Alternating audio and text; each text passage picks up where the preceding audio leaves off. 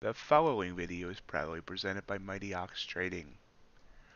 All information contained in this video is for educational and entertainment purposes only. It is not financial or investment advice.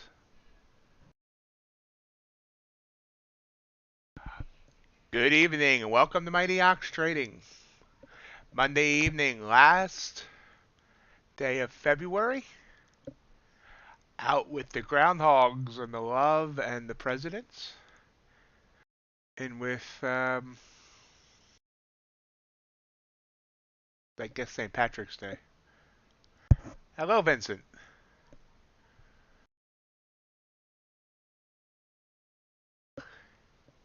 How was your day? After that incredible win this morning, I'm sure it was a good day.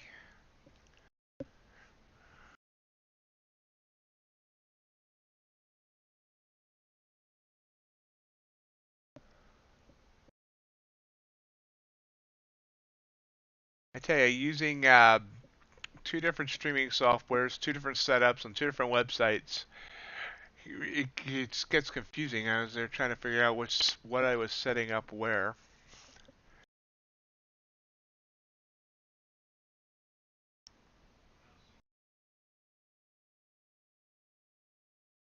Give me 1 second. We'll look at the market from today.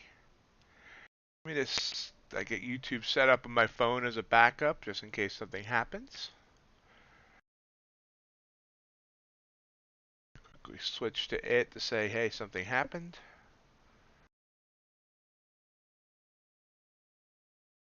I don't tell anyone, but I give myself a thumbs up. Something you all should do too. So, anyway, markets today.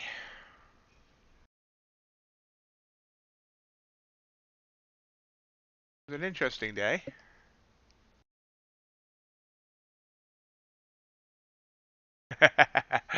Hey, DWT. Yeah, I felt it was probably safer to do that. Makes you feel important too, I guess. So, for those of you that weren't with me on Share Vision this morning, we'll go run through the whole day. Obviously, the day started yesterday with a big drop, like 400, 500 points, whatever it was. But what was amazing is it recovered the entire thing. Vincent kept waiting for the gap to fill, and fill it did. So we ended up with a amazing 320 plus 292, so about over a 600 point range today.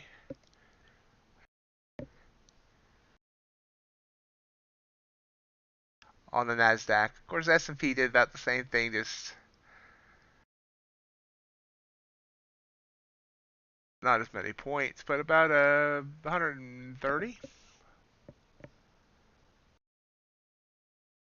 Excellent, excellent. Copper today came up and went down. Of course, I guess that describes the entire market in general. Comes up and goes down. Gold had an interesting day as well. Kind of looks like a snake right now.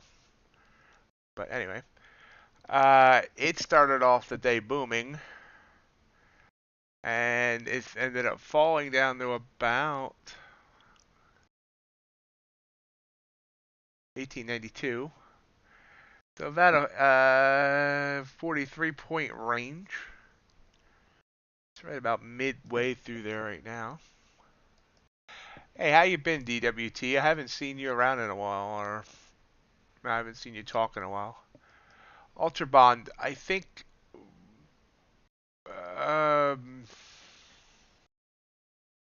noticed it was having an issue earlier. I think TradingView rolled it now. I'll have to look at it. Right, I'm not sure we're still at the right contract there. Crude oil on the day, it also shot up right at the open, over 6 full points.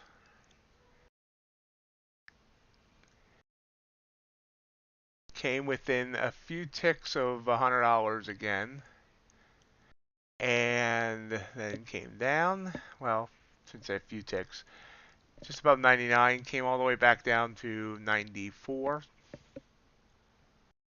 No, that's okay, DWT. I don't expect perfect attendance. I was just curious how you been. And natural gas fell throughout the day.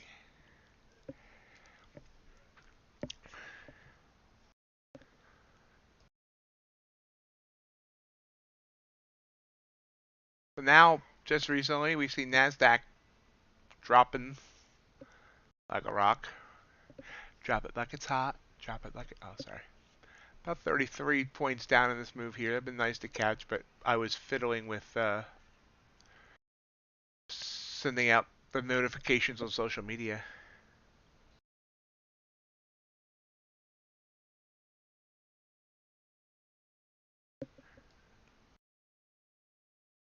So I ended up the day up $49, but technically down 28 after commission. Did take one more trade after I got off this morning stream on ShareVision, and I hit 3 ticks on Crude.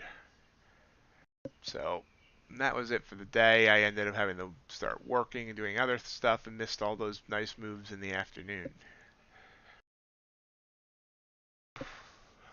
So now, hopefully, we can get something here tonight. I am trading the Trader Career Path tonight. I did not trade it on last night's stream or this morning's stream on ShareVision. Still haven't decided if I'm making that a YouTube exclusive or not. But remember, tonight, midnight Central Time is the cutoff for the discounted rate on the Trader Career Path if you want to get started at the 50% off introductory rate on the Trader Career Path product. You only have about 5 more hours.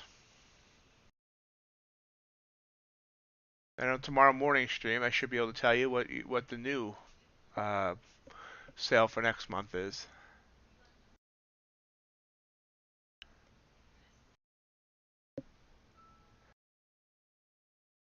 Yes, hi Matt. Yeah, I got most of the issues fixed. Someone told me to use a different streaming software, so something called XSplit or something. It's working pretty well. There's been no complaints about the quality. Biggest complaint is that the chat doesn't auto scroll. So you got to remember to scroll it yourself if you want to see what the newest chat messages are. But Vincent kind of tests that the video quality has been good.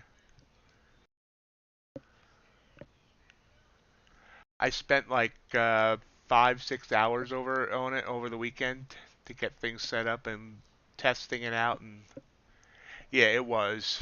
And I mean, they're obviously in beta, and they're going to be working through some things. Hopefully, they'll continue to make improvements. Gold there just sent a long signal that I talked right through. Kind of into the bands already, so we'll see if that was a missed opportunity or. Hey CFT, how you doing? I've hit a couple $400 winners at times, but I think the last time I hit a $400 winner was actually on the UltraBond when it went like 19 ticks. I was like I was like a $600 winner.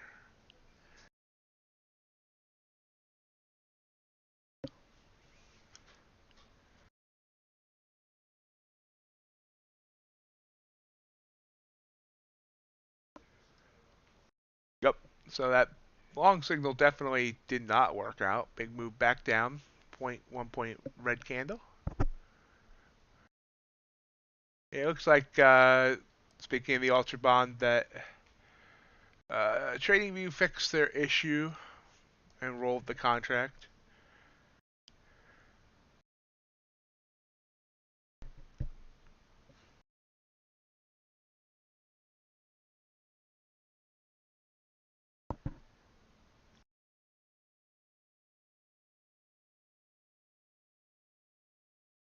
ES curling back up to its SMA line. Russell doing the same. Both of them sending long signals.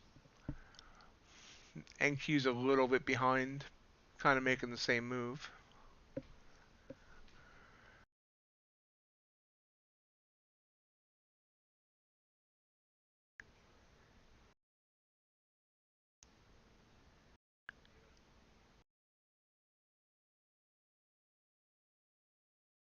Yeah, it's slower at night, but there's still definitely profit to be had. I mean, this move I just missed here on NQ would have been nice. That was almost 50 points.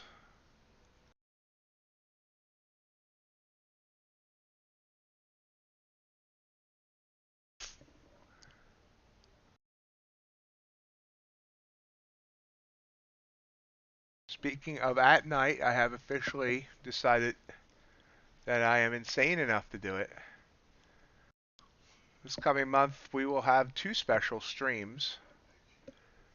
One's on FMOC meeting day. We'll run the entire morning into the FMOC meeting. And the second one, Friday, April 1st, we're going to trade overnight the London session into the non-farm payroll report into the open. So, two special extended streams because I'm insane. Figure I'll do a London session here and there when I can, maybe once a month or whatever. And I figure doing it in the non-farm payrolls and doing it because Thursday night and the Friday is best for me because I catch up on sleep on the weekend, so then I can just catch up on sleep on the next day. Then FMLC meeting day on the 16th. We'll do our normal stream in the morning and just run it through the FMLC meeting. Chris, UltraBond on NinjaTrader, symbol UB.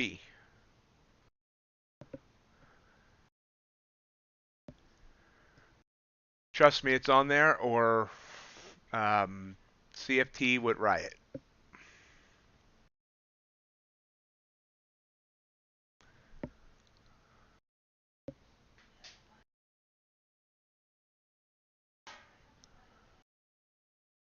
So definitely mark your calendars. I'm going to need somebody to keep me awake during the London session.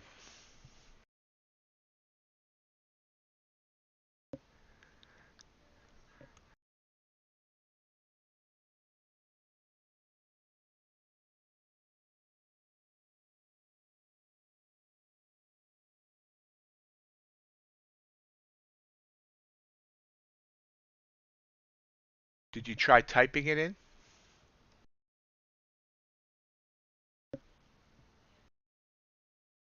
Like this? And then selecting it like this?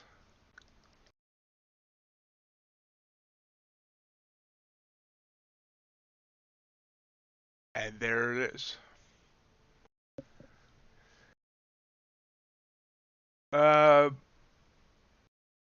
CFT, NinjaTrader says it's rolled to 622. As has TradingView.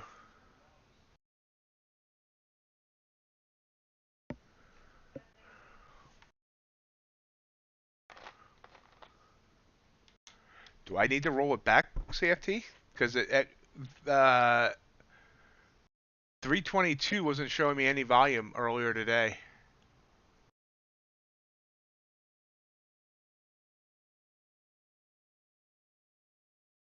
Yeah, this is 322's volume right now compared to what you were seeing. Down here in the bottom left-hand corner, just spots. And if I go to UB6,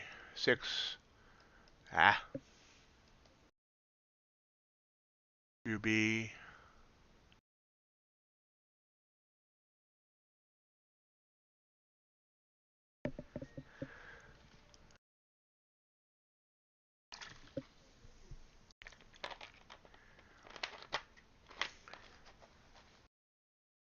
there's the top of the hour. We see a pop in copper.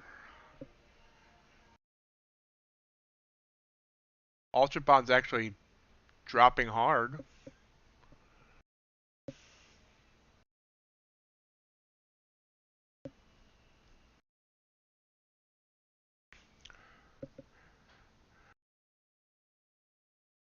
Uh, I'm not CFT, nor do I play them on TV. Normally, NinjaTrader, when you restart NinjaTrader, it'll tell you what contracts should be rolled. It'll pop up and ask if you want to roll them.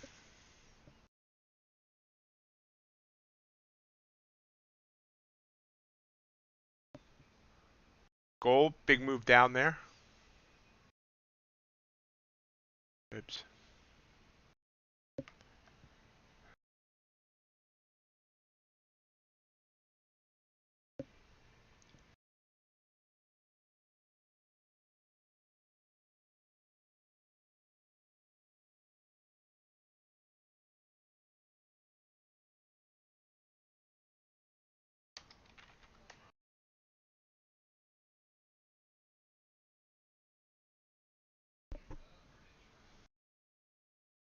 Yeah.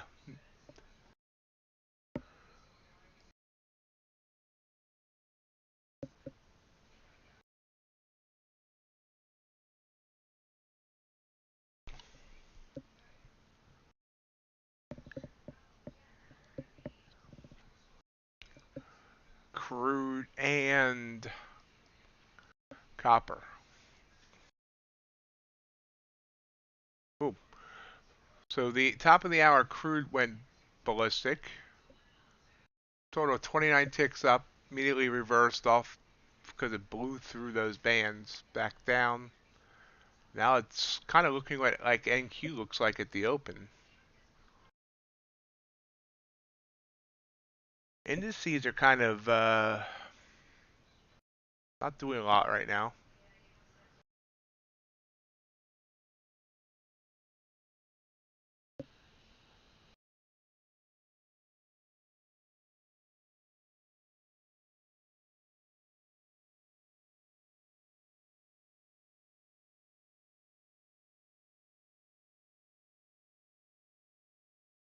Once again, I will remind you about that. I am trading the trader career path tonight on NQ and probably GC. Canadian Futures Trader was probably the first one to pass the new trader career path. He started this the day after it came out and passed it in the minimum amount of days. So, in my opinion, he has to be number one. And he really did it in 4 days, but had to trade the 15.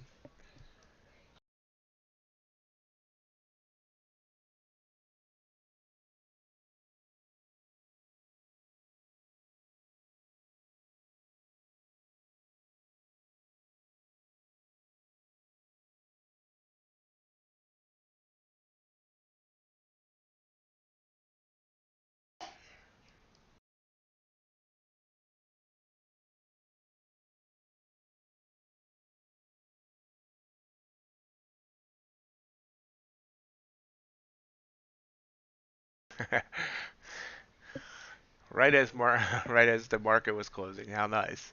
There you go. So we can expect a video tomorrow about how CFT blew through the live stream in 1 day with one amazing UltraBond trade. No, it's seriously, he amazes me what he does with that order flow.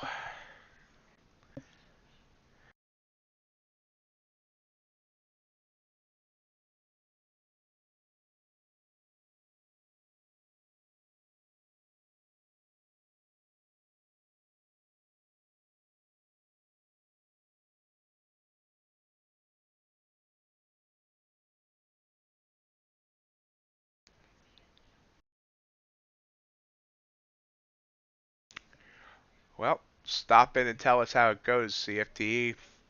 As you know, I'm streaming every morning now because I'm insane.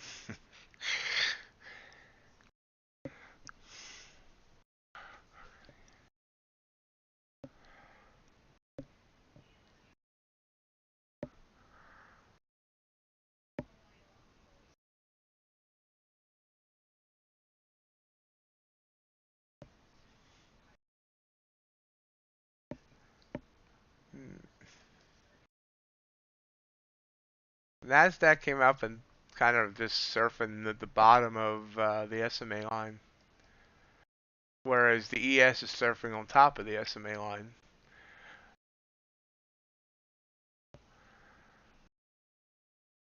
Surfing USA.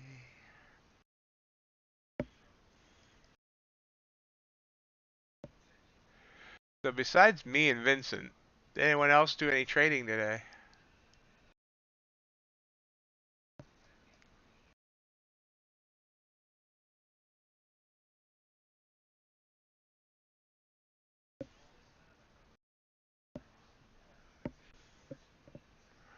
Yeah, I do think you need to be part genius,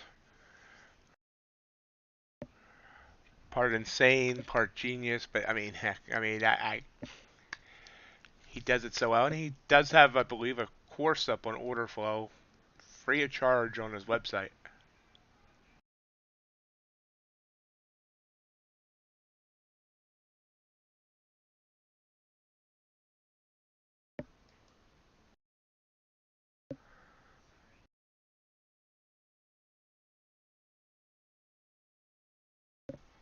If anyone needs the website, I can supply that.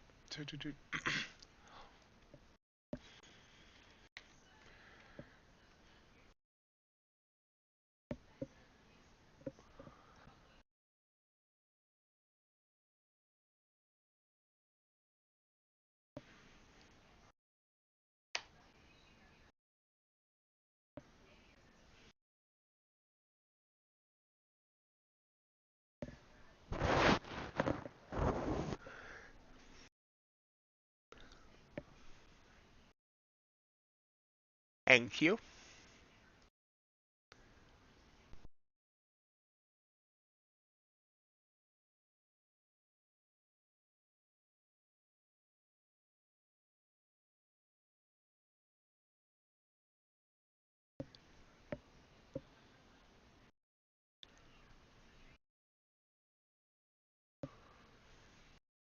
Thank you sending a long signal there. Yeah. Don't know if I love it. I like it. I love it. No, I don't.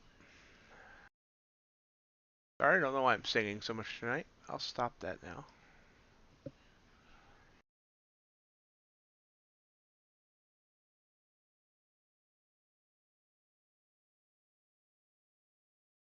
Laying right on those bands.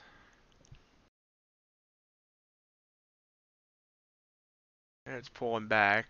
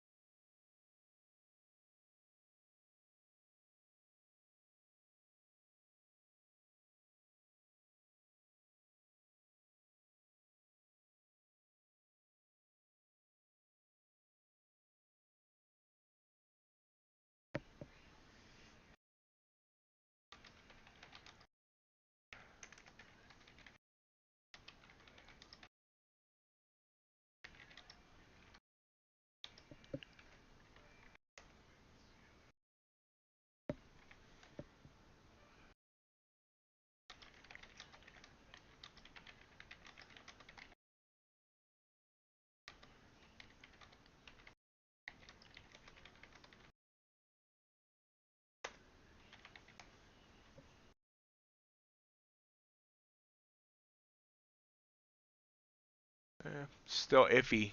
We'll wait.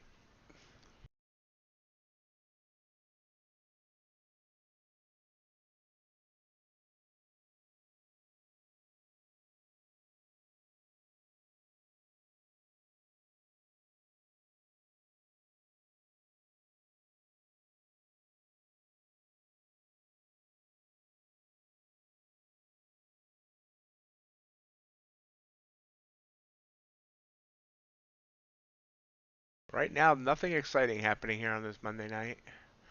Last night we had some movement. It's like Sundays are usually a little bit more busier than the rest of the week since you had the close. I mean, you had the weekend and everything's catching up. So we see here, this will be a good bounce candle to get in here. It's gone up like almost 30 ticks since.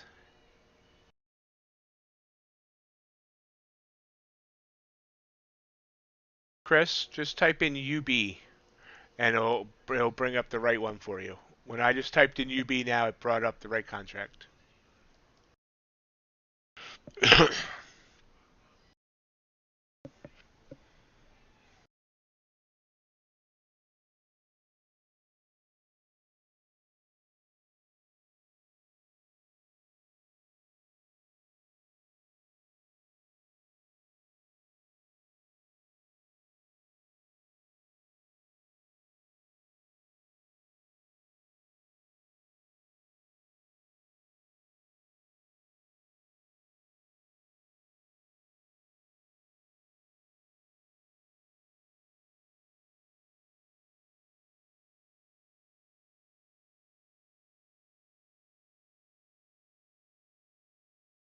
Where?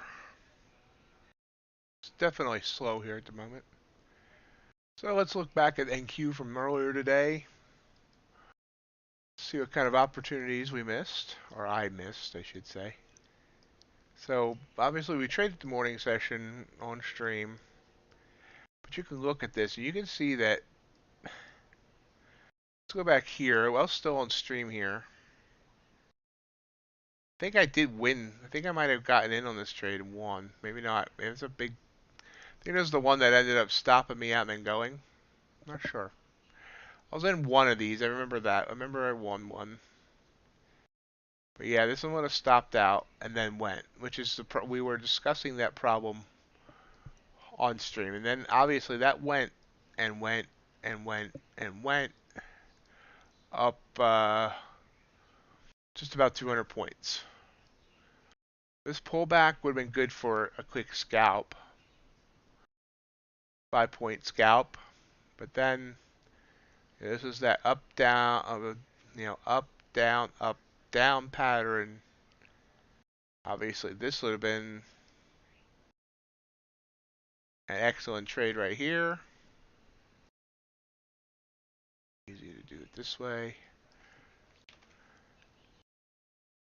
Looking for 120 ticks. Would have been excellent. Obviously, would have gave a lot more than that if we wanted to hold a runner. Then going back up. Nice move here. 15. Looking for 30.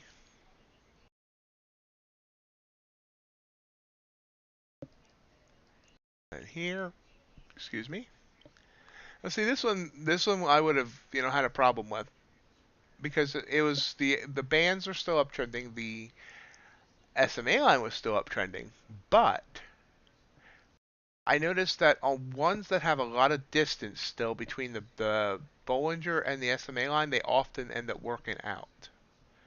And as you can see, this one worked out for 30, well 30 plus, probably 40.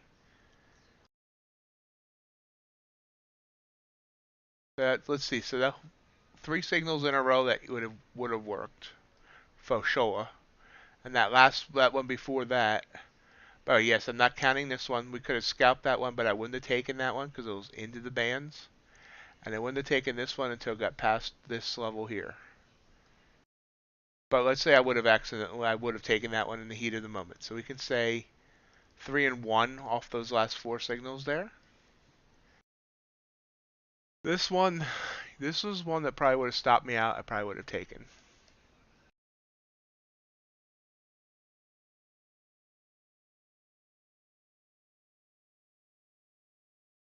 Would have stopped me out. Let's see what Kappa's doing real quick.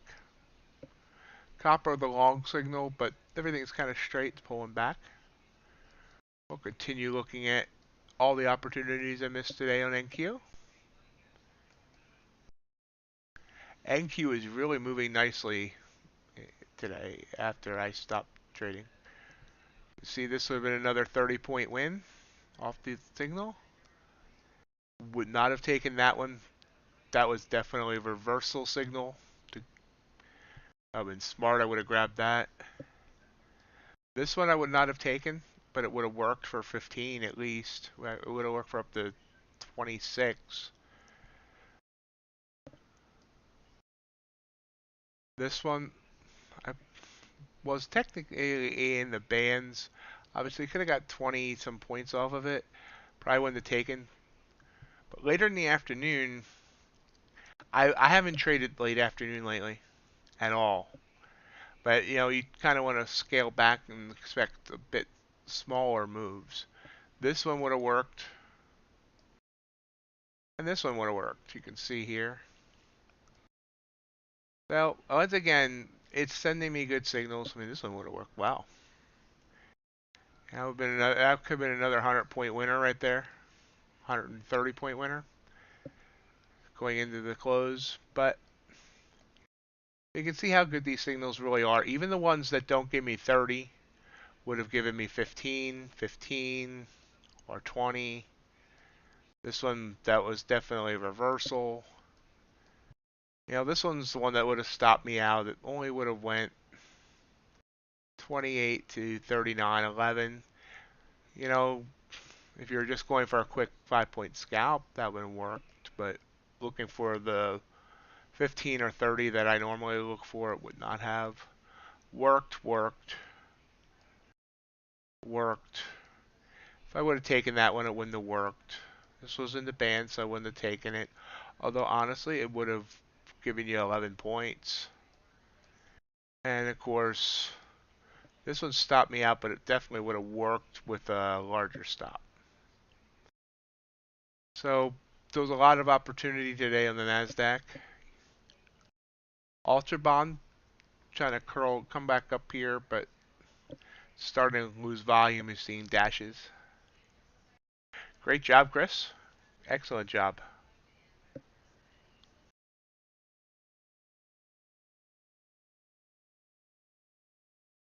Still a great job.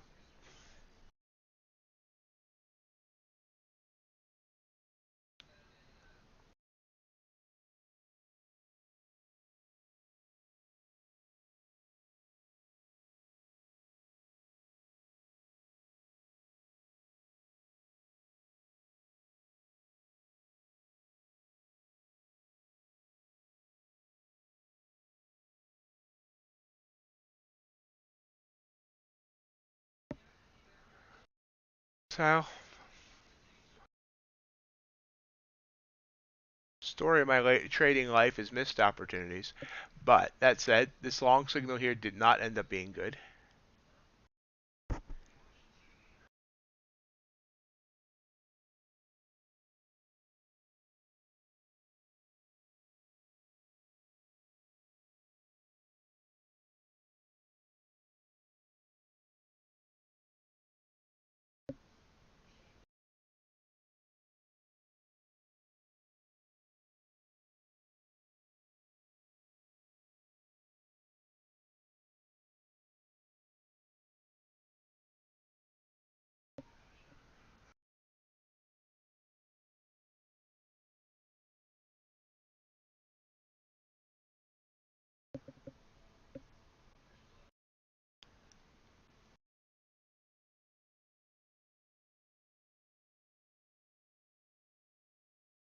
Chris, is that a TCP or is that a regular gauntlet?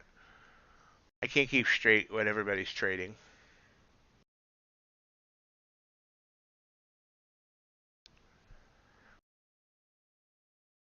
One day I'll start taking notes. One day I'll start taking I'll start taking trades too. That'd be nice, wouldn't it?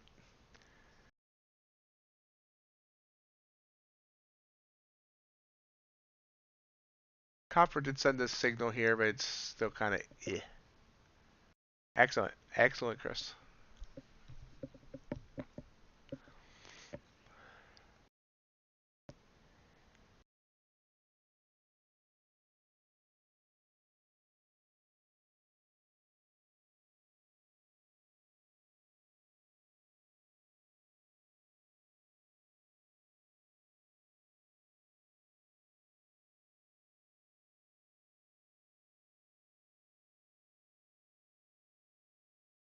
You see, I do have my trader career path stats up in the top right hand corner, still up $97.06.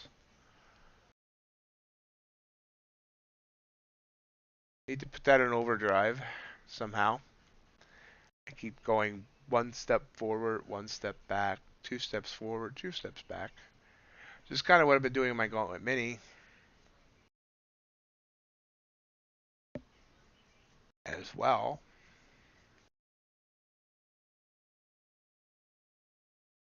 And it's stupid because honestly, I think half the trades I lose eventually go my way.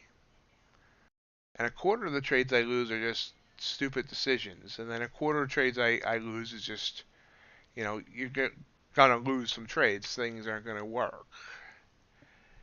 So if I could eliminate that three quarters, things would be much better of things I can be in control of.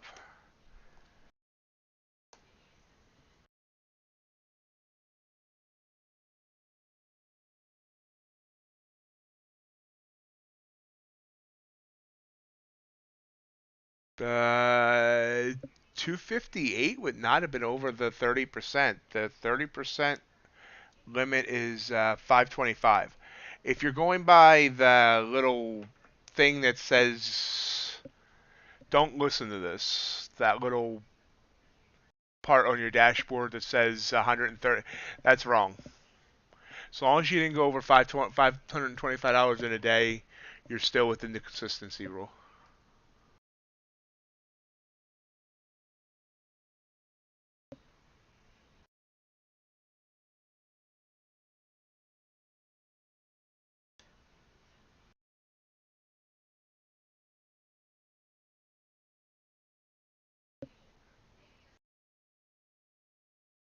Like right now, mine says, if you can even see it there in the top right hand corner now. Mine says I'm at 279.52%. That's not right, obviously. It takes the amount that you're add, and I don't even know how that's figured. Just no more than 525 in a day.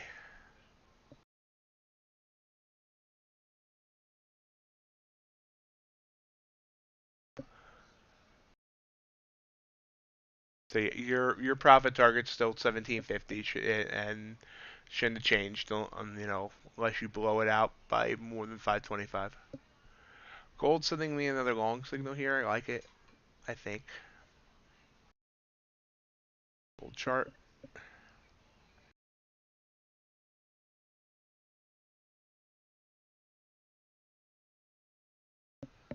think I like it.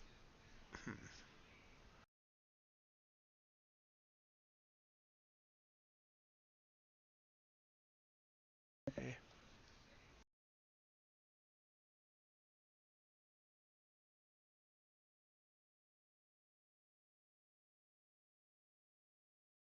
We're filled on gold. On Gauntlet. I meant to switch over to the TCP, but hey, Linux, how you doing? About time you show up. No, I'm kidding.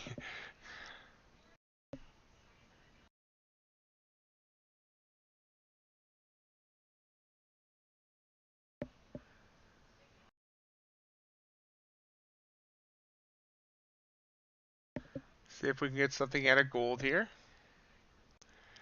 Yeah, it looks like it's flat though, so I don't know. I don't think it's. Let's see if it decides to go sideways or come back down.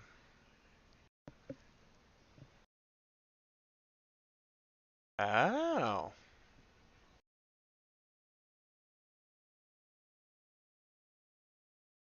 I'll make an account. I'm going to be there 5 times a week.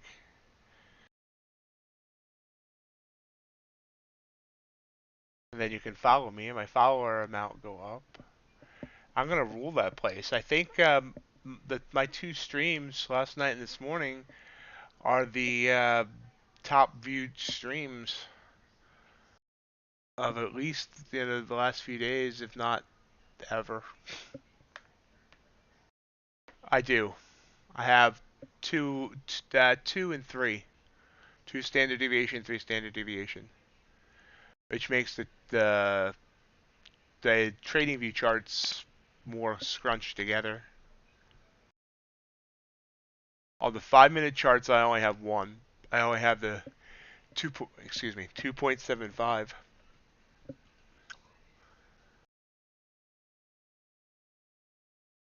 I use the 2 more as a guide and a 3 as a, if it hits the 3, it's most likely gonna bounce type thing. We're gonna get stopped out on gold. That was a bad entry.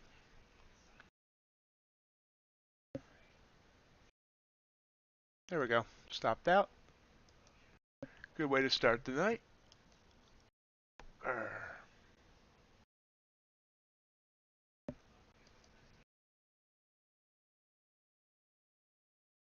Watch it bounce off the bands here now to stop me out. I mean, not the band, the SMA.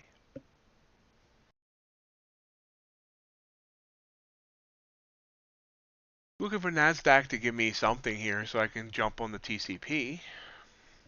But we're squeezing or ranging or whatever you want to say. So did you do any trading today, Lennox?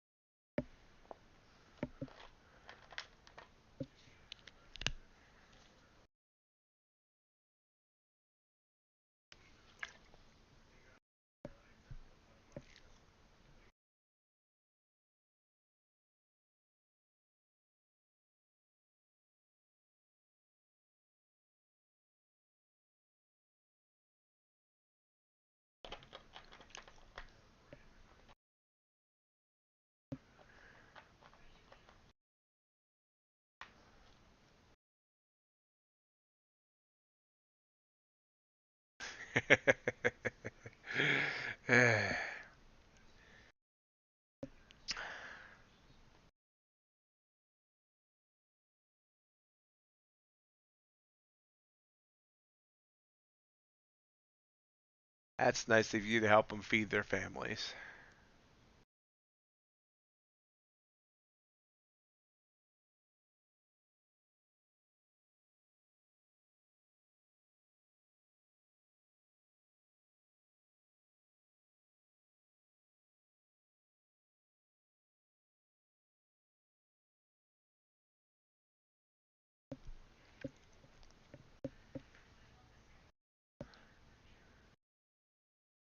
Did copper roll over? That's a good question. Let me see. Yeah, copper's 522 contract now.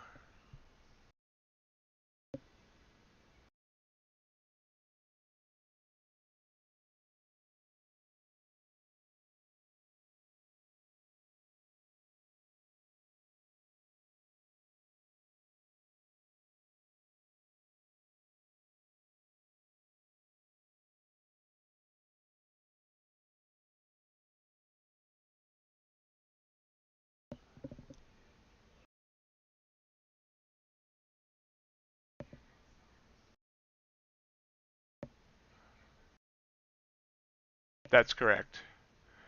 So your profit target is 1750. So let's bring up the calculator. On the TCP, your profit target is 1750. Let me clear this.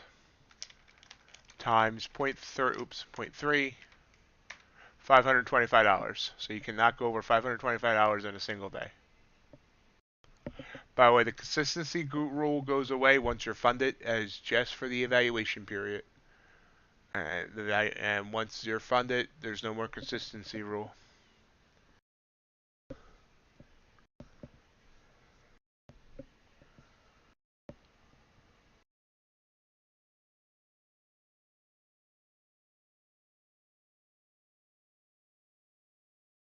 I'm actually planning on doing a video on the consistency rule.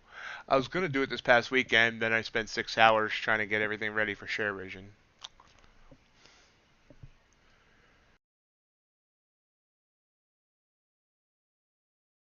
Hey Ace, how you doing?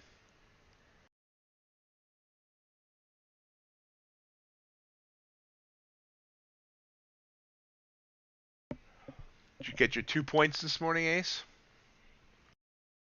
So we see NQ here above just this previous little resistance period back here. Do we want to take an NQ trade? I think we want to take an NQ trade. Okay, to find the NQ chart before I can take an NQ trade, and it's going to go without me by the time I find the chart. There it is.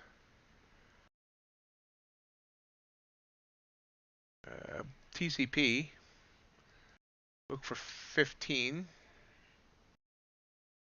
With a 7 stop. Nah, pull back here, so hey.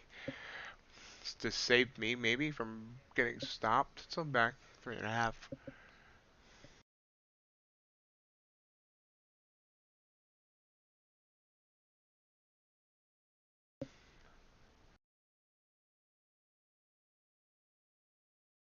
Yeah, it's weird and it confuses people, which is why I want to do a video on it. But yeah, it's 30% of your profit target for the account.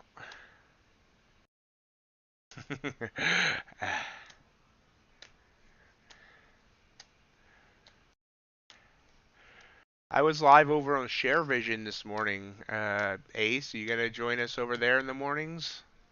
On the mornings that I stream there? It's only Mondays and Wednesdays I'll be streaming over there in the mornings. No problem, Chris.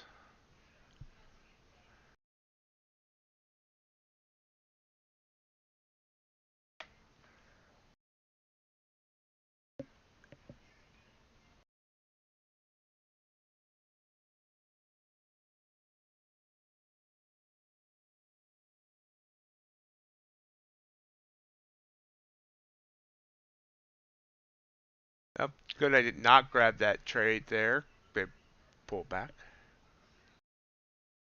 Ace, have you not been paying attention to me? Okay.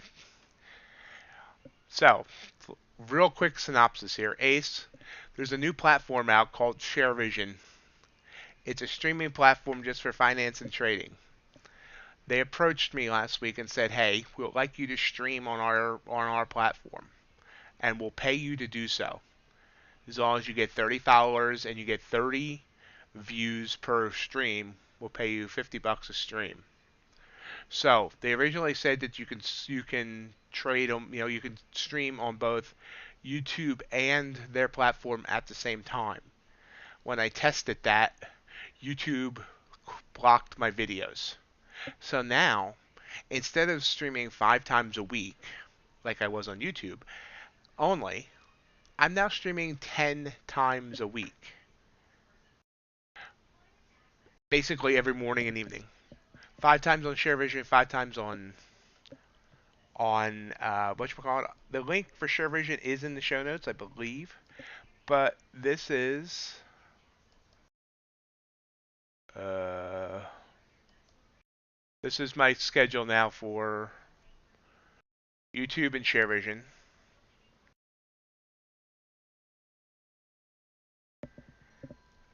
Basically the same schedule we've been doing on YouTube, but ShareVision Sunday evening, Monday morning, Tuesday evening, Wednesday morning, and Thursday evening. Be doing streams over there.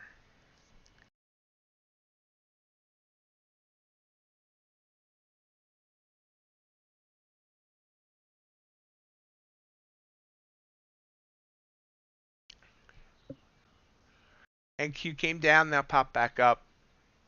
I don't know if I want. It's kind of wishy-washy. I'm probably gonna regret not jumping in here, but every time I say that, it pulls back. So we'll hold off. Oh yeah, big move down there.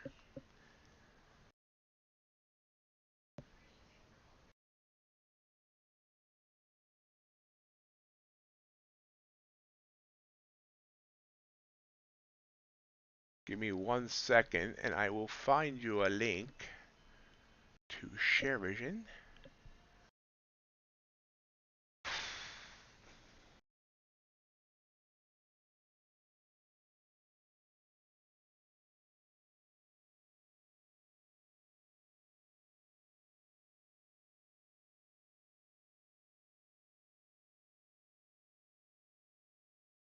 There you go, Ace. Or anybody.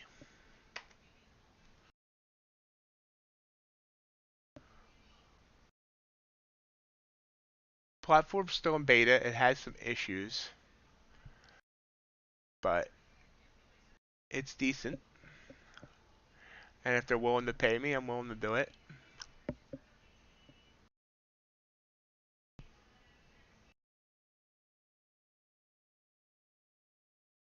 Was gold ready to break out here? These two lows here were at 9 and 8 and 8 and 8. We're at 1. Thanks, Ace.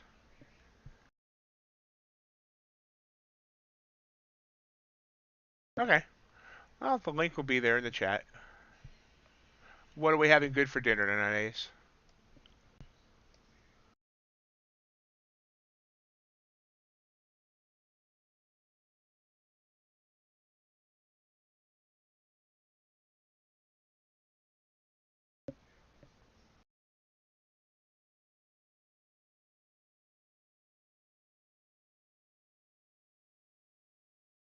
Sounds very good, but carbs.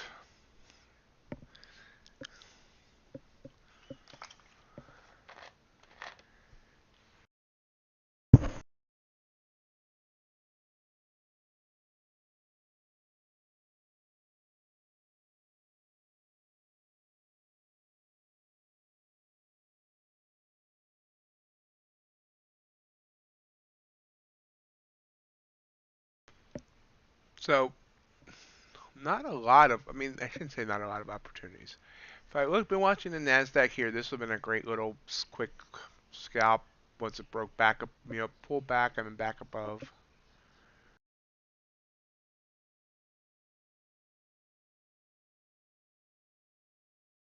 Vincent, no. It's 30% of the P&L that you need to pass. It never changes. Unless you go above the only way the amount goes above, it changes if you go above the amount in a day. It's always 30% of that 1750 on the TCP. So it's always, you can't do more than $525 a day. But if one day for some reason you blow it out of the water and you do 2,000 in a day, then your profit target's going to go up to like 6,000.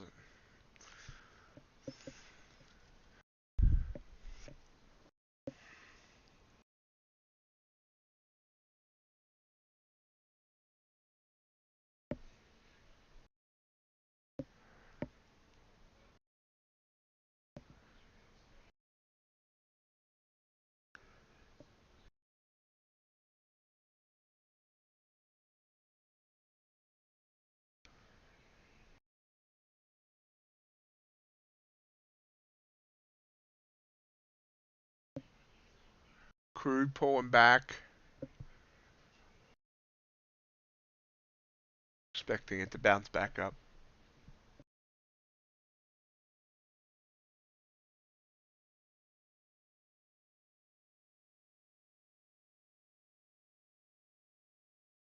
Yeah, it's confusing, and it confuses a lot of people. And there was a little bit of a war over the weekend on the Discord about it.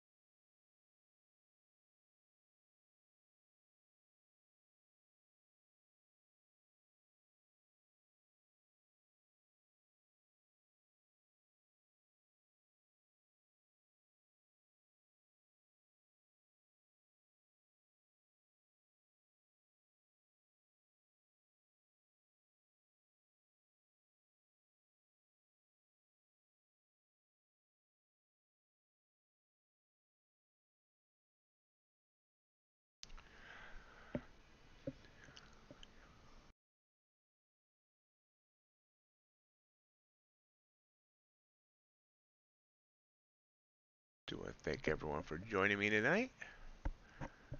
YouTube and Twitch tonight. YouTube and Twitch tomorrow morning. I just know one day I'm going to go on the wrong platform on the wrong schedule.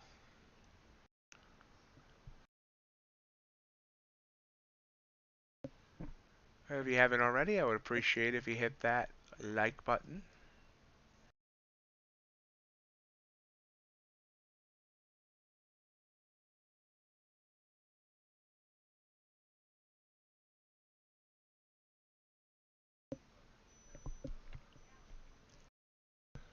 And hopefully I'll take a trade here and there at some point in time here. Just, I mean, Nasdaq's grinding up, and obviously, you know, if we look at this long signal here, I didn't want to take it because it's under the bands, and you see that it did pull back. Let's see how far it pulled back. If I would have jumped in there, boom. It helps if I go the right direction. Long. So we would if we would have went with a 10-point stop. And let's try 20 points profit target. For that 2-to-1, we wouldn't be there yet. So it's a very slow grind up. Let's see. Love the sound effects, don't you? It's up about 12, 13 points. That's a good question. Probably soon, Chris. But I just let NinjaTrader tell me. That this whole rolling thing is the one thing that confuses me because it seems like people pick different times. So, like there's sometimes that NinjaTrader will be on the new contract and TradingView will be on the old contract, and I'll be like, uh, how am I supposed to trade this with two different values? Yeah, NinjaTrader. I mean, but you have to actually close out and bring NinjaTrader back up. Like I usually have NinjaTrader running throughout the week, you know, and I'll close it down once a week. But if it rolls at some point during the week, it won't tell me. Thank you, DWT.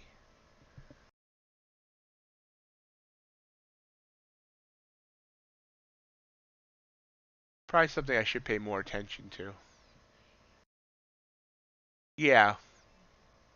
Although I just know the last roll of I want to say the indices there was like the volume ended up being like similar for 1 or 2 days. It was really confusing or something. I don't remember what, but one of them really confused me at one point in time. Crude. That's what it was. Crude oil. So there you can see we would have gotten a 2-to-1 at 10 to 20.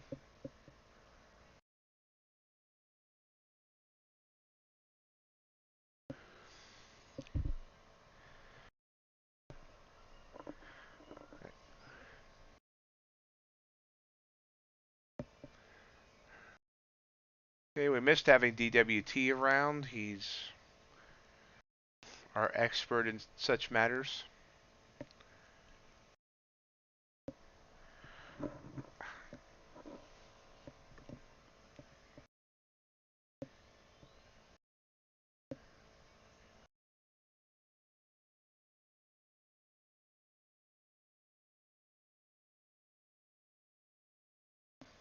Nasdaq 10-point candle down, 11 points. Big move down here. 15 minutes go to the top of the hour. Expect this to bounce on the next candle. Let's see if I'm right.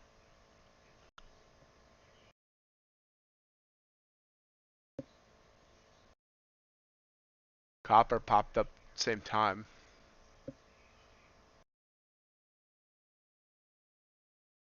So far, I'm not right.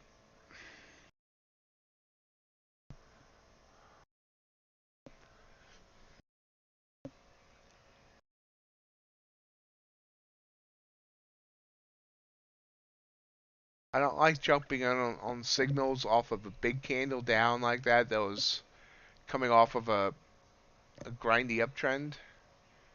Obviously, so far this would have worked for like 5 points, but there's ES of the signal as well. Same situation. Russell too.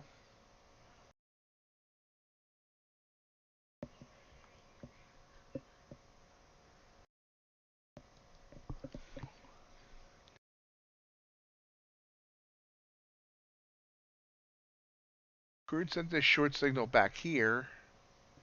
Consolidated. Looks like I might want to continue. Let's look back here. Try to see. This is a point of consolidation here where we're at right now.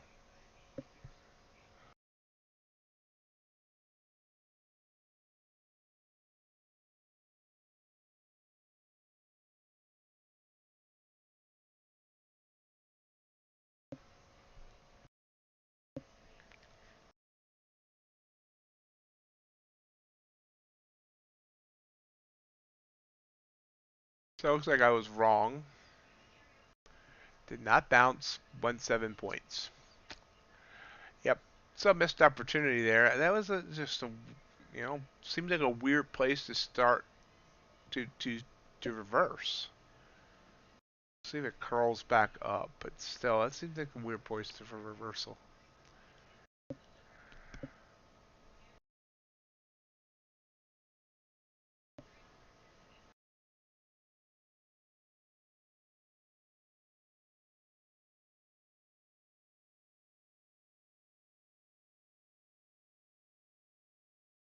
BTC hanging above 43,000. Copper sending a long signal. Again, that's a weird spot for a signal as well. Kind of everything's kind of sideways.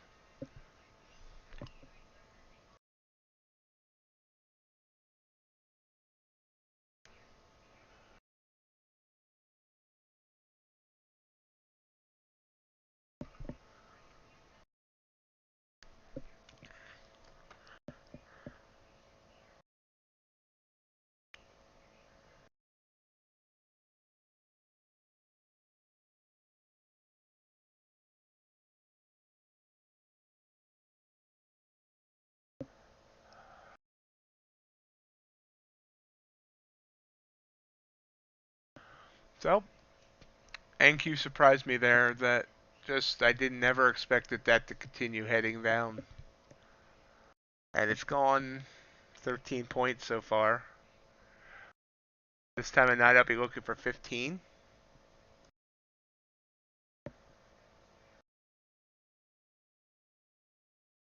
And it just gave us that plus. So just a bit frustrating there. But I didn't go against my trading plan. I mean, we still uptrending, so I'm sure it's going to give me a couple more opportunities tonight. If not, you've all tuned in for no reason. Is tuned in still a word? It's not like you got to tune anything.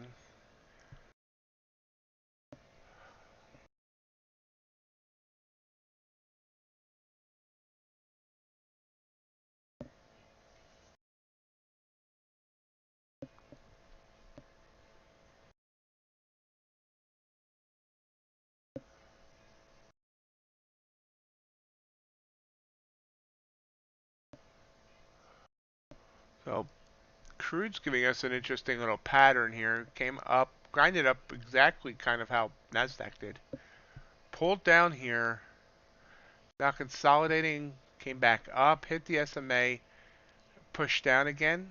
See if it gets back below this low here, this consolidation area.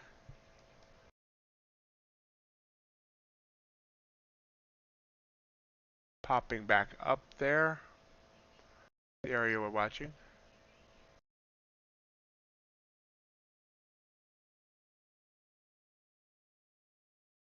Oh, that's interesting.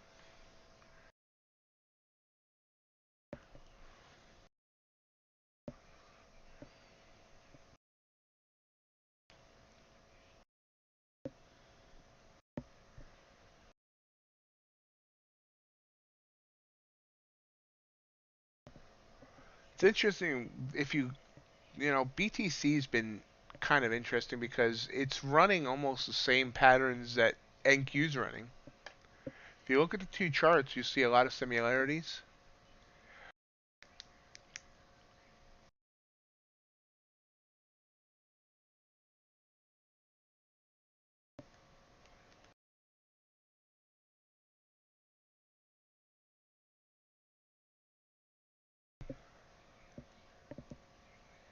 And let me just clarify that. That's BTC, the actual BTC, and not the futures. I haven't looked at the BTC futures.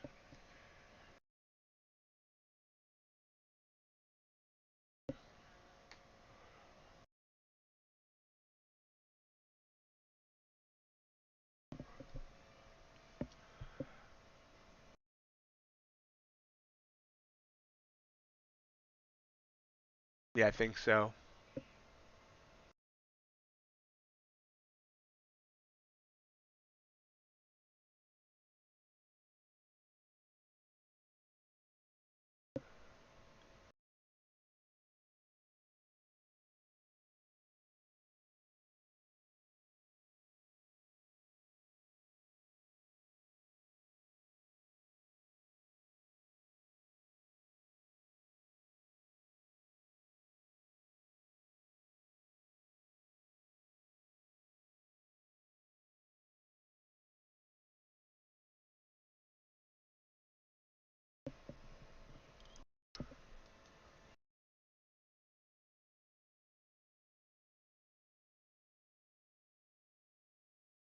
We're staring at crude. Let's see what everything else is doing.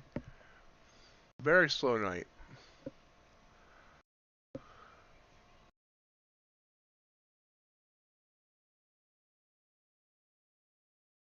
Somebody wake everybody up. Well, we can get some activity without a country being invaded, can't we?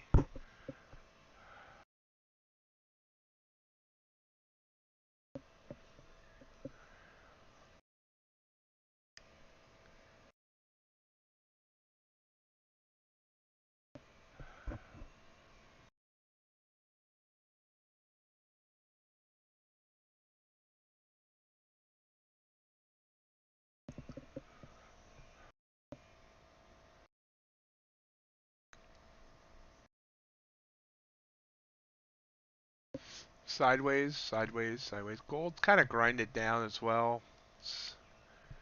Let's chart gold. Since the open, weird candle at the open as usual. Grind it down. This long signal probably would have failed for anything more than, let's see, how far did it go? Yeah, it went 10 ticks. Usually looking for 16, so that would have been a failure, but honestly, in that first hour, you probably should be looking for less. Probably should be looking based on what you're seeing. That's another thing I need to get away from, is I need to get away from using preset stop losses and profit targets, and instead use what's based on what the price action is currently given.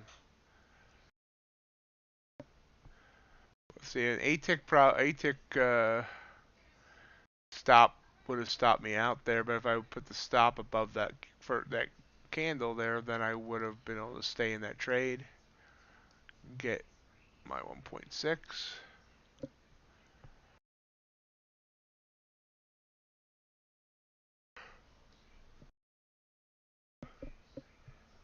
There's 1.6. Don't ask me how I came up with 1.6. I probably should make that 1.5 or 2 or.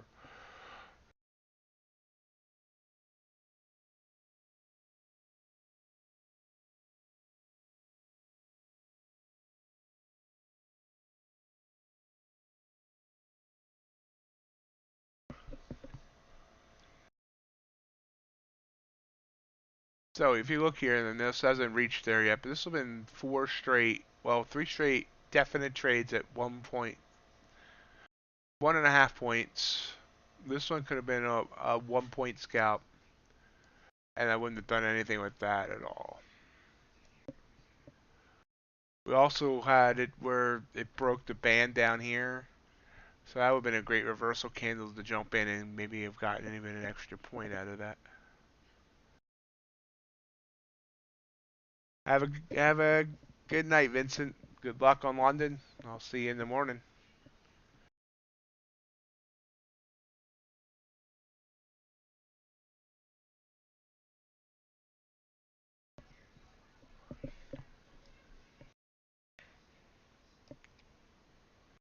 In case you missed it at the beginning, speaking of London,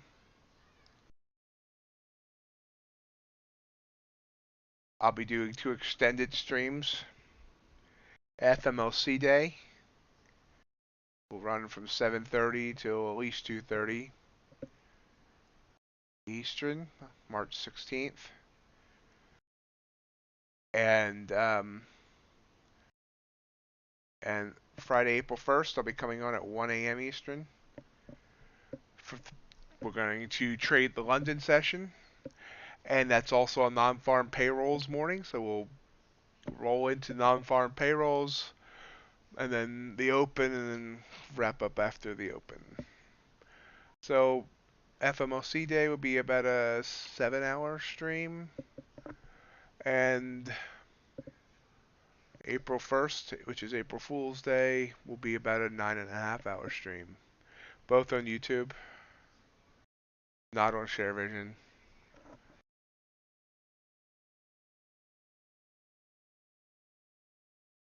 Or YouTube and Twitch, of course.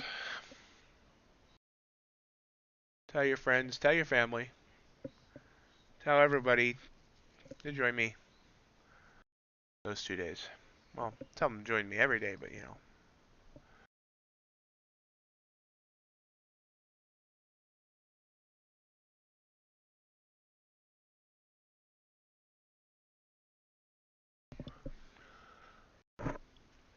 But April 1st, we get Ox After Dark. But for now, Ox would like a trade.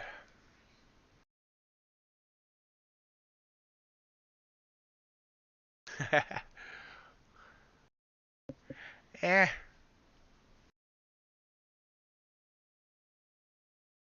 I like streaming though, and it's not like I stream 8 hours every day. I think, FMOC days are fun, and trading the London session here and there will be fun too. Just something different.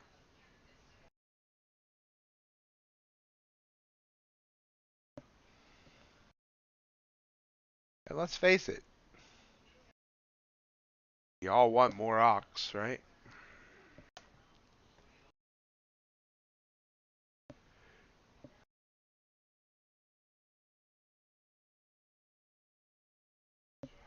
I'm really hoping to be able to start a funded account by April 1st. I need to get one finished this month. I really do. Or else my morale is going to start to suck.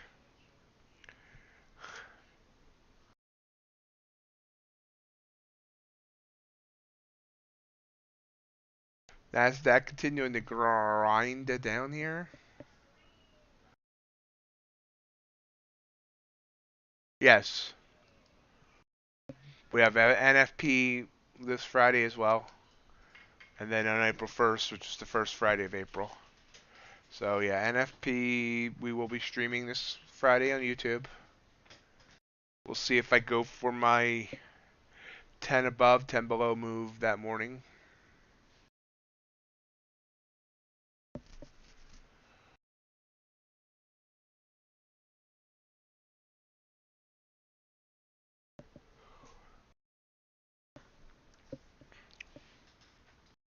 HG, Kappa.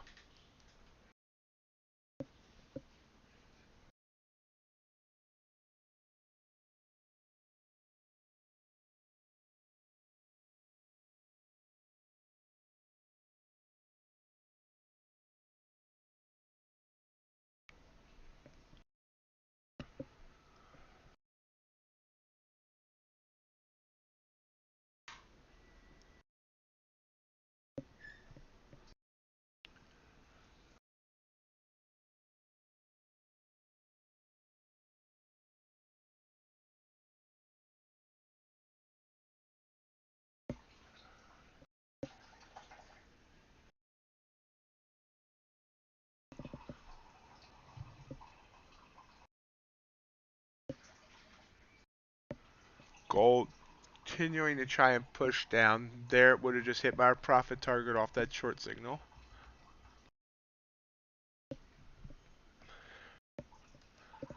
So, this is my biggest problem. As much as I talk about other problems with stop losses and all this other crap, I second guess the signals. I overanalyze the signals. Said I didn't like this signal because it's kind of in the bands. And then it went. I didn't take this one because I didn't like the way it came down. It was technically against my trading plan.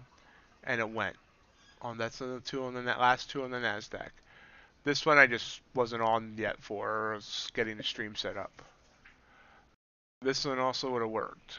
So, but let's just go from since I've been on stream. Those two. Now look at gold.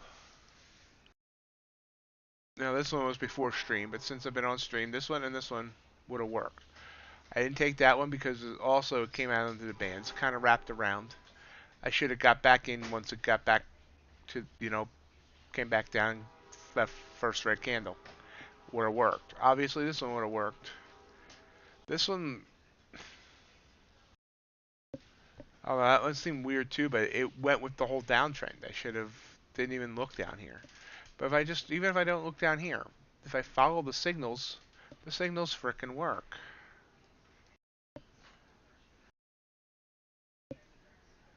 I swear I need a new brain.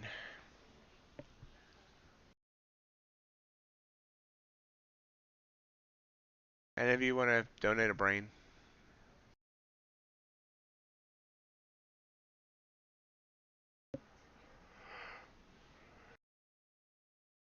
and then you all get to listen to me rant like you're all my personal therapists.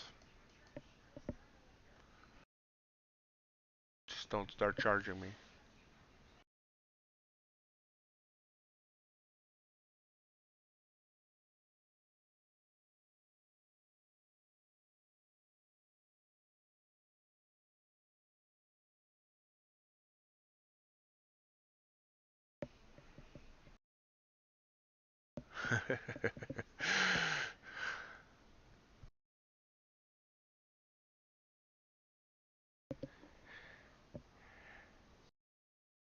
Need to call up Dr. Frankenstein and see if he has anything in stock.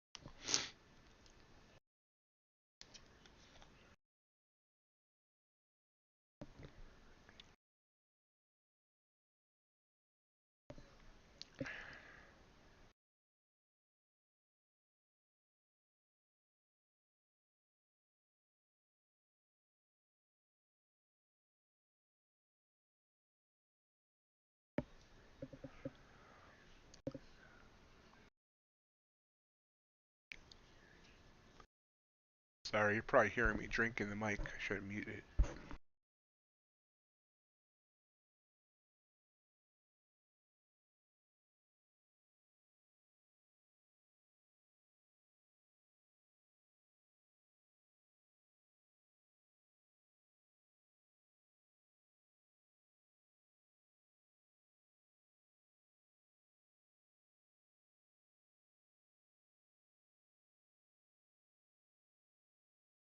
That's better.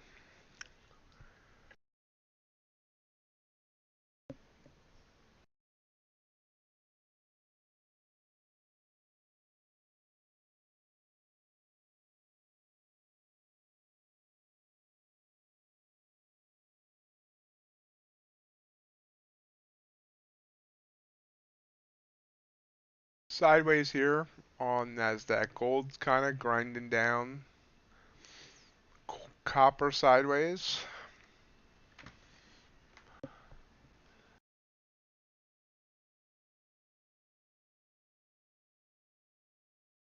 See where we are in comparison to the day. We're not on the NASDAQ. It's just Big move down here. This would have been a good reversal candle to play there at 18.4, right as we were coming on.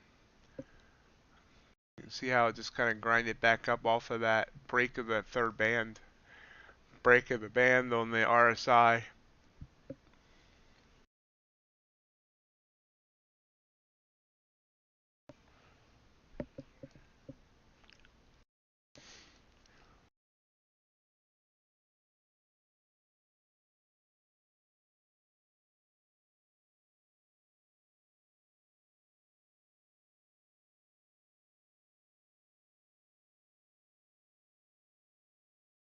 Well, nothing else is going on right now, so let's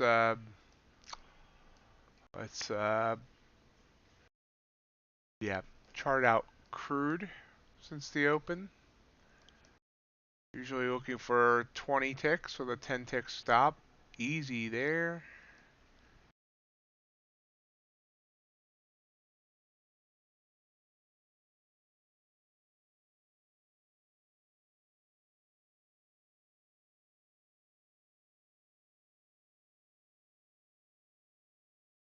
There's well, boom. Now here, came up, down, wrapped around. Don't think that would have trapped me into a short, but we can say that would have been a loss there. Technically, we're still uptrending, but it might have been hard to tell. We'll probably grab this one, and that's probably going to be a loss as well.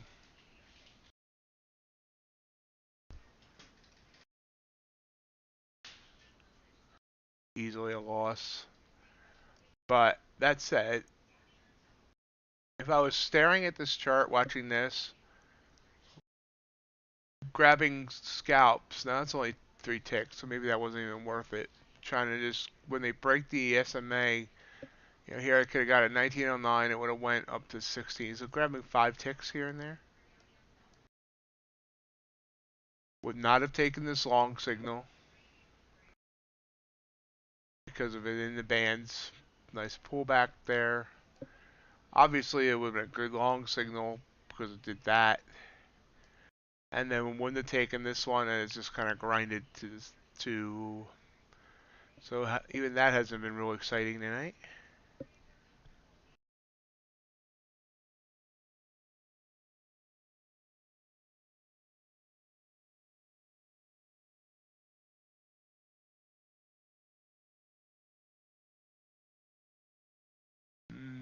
Agriculture. You didn't really check out ag today. It looks like gold got, I mean, to gold. Corn got halted again. Big move up here at the open after a big move down. Looks like it was enough to get it halted. It was halted, I believe, last Thursday as well. Yeah, you can see the halts here after a big move up. Got halted, restarted. Well, restarted once, halted again. Corn was the same.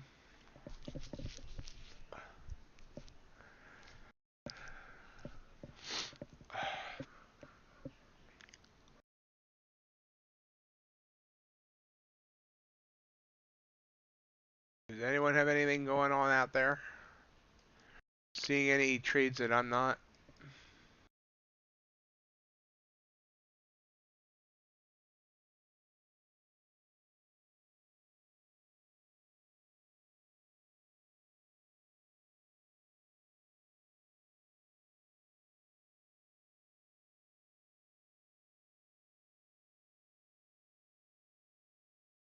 Wow.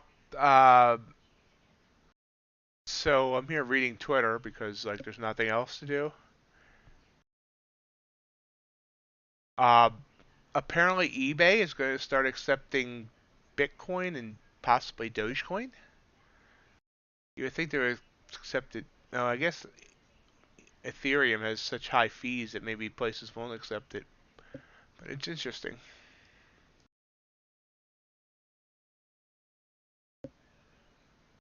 Hey, Contra, haven't seen you tonight. Welcome. Welcome, Yolanda. Let's see. NQ. Oh, yeah. I was there reading Twitter, and that was a big push down. Huh. Wonder where that came from. Into the bands pushing back. Yeah, I swear. The markets somehow know if I'm distracted and looking at something else.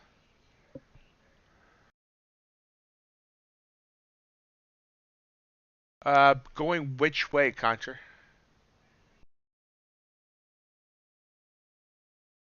ES. Looks like that's going your way, Chris. Yeah, I wish I jumped on this. Move down. It's already in this short. I mean, we already had this short signal here. Obviously, it's continuation down. Yolanda, did you are you in a trade or? Excellent, excellent, Contra. Very good. So you're up about 20 points now.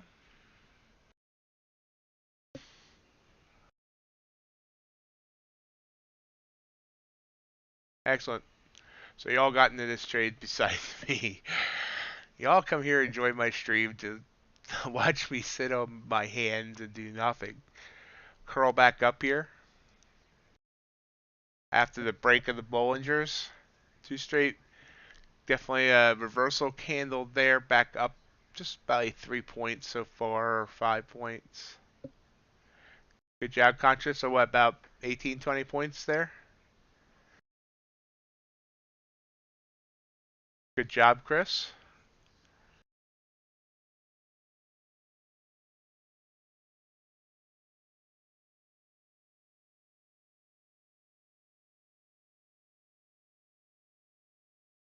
Beautiful. Absolutely beautiful. And that was on your, Chris, that was on your Apex? Or did you stay on the career path?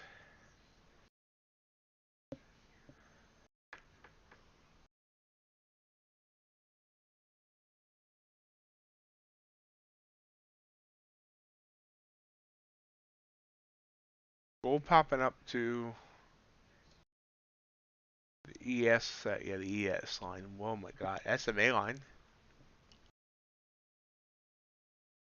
So 2 bar pullback there on the Nasdaq. Looking like it wants to continue heading down now.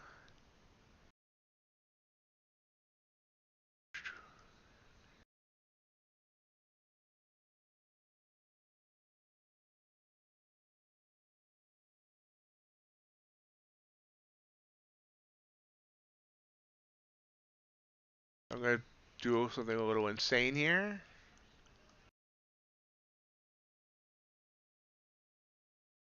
Watching, watching, waiting. Possibly insane. We'll see. I have a regular NQ chart up on the. Ooh, better check that. Oh yeah, on the Gauntlet account. Nope, not gonna do it now. Gonna look for a quick 5 point scalp on regular NQ. Gonna wait for the net and see if it surges back down. That's okay. Either way, you're building both accounts, so no harm there. Exactly.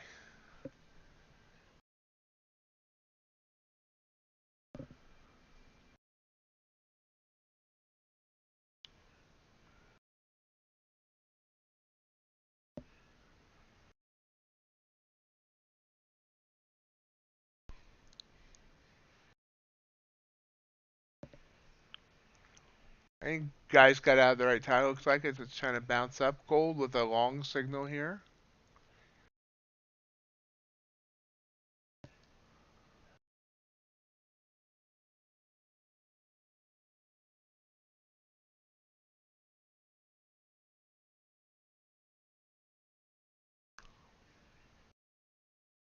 But it's still downtrending. Expected reversal here.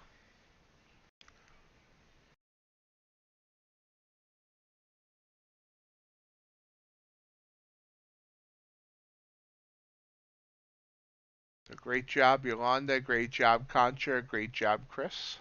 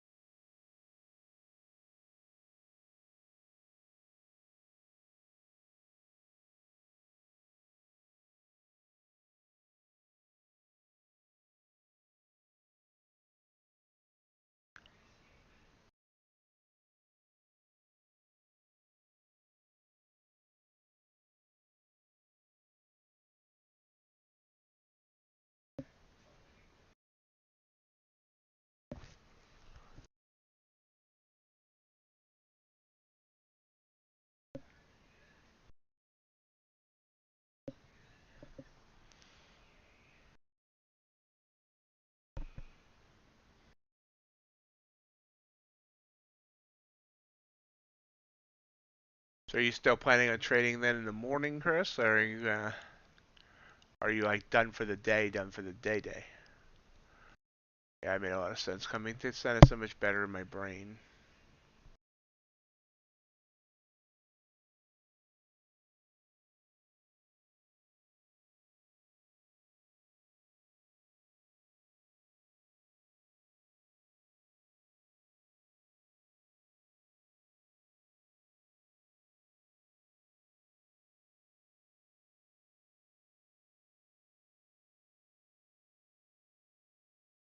Once again, I do want to thank everyone joining me tonight. 16 people here, which is 17 people here, which is pretty amazing for Monday night. It's only Monday, and I'm already forgetting what day it is. Monday night. So I really appreciate the support. Cool.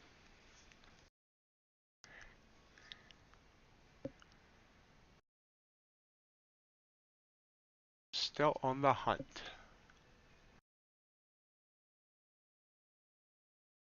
Gold did pop back down. Small candles though. There's only six ticks.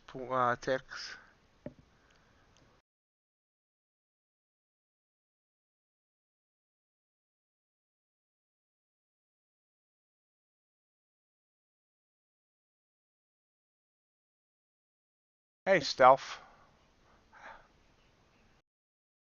Um, well, do you get home late every night, or because I'm now streaming 10 times a week, 5 times in the morning, five mornings and five evenings on 2 different platforms. I was gonna sneeze. It went away as soon as I muted. Weather's warming up, so my allergies are starting to act up. Yay. Hey, John. Things are going well. How are you? I haven't seen you in a little while.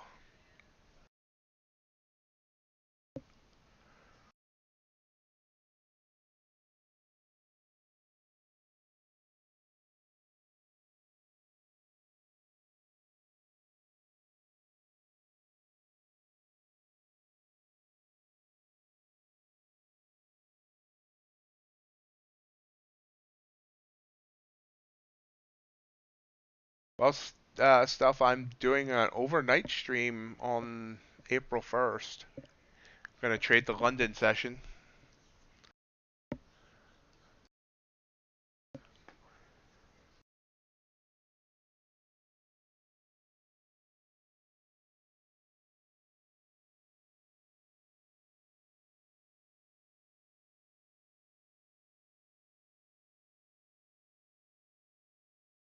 Excellent. Glad to hear that, John.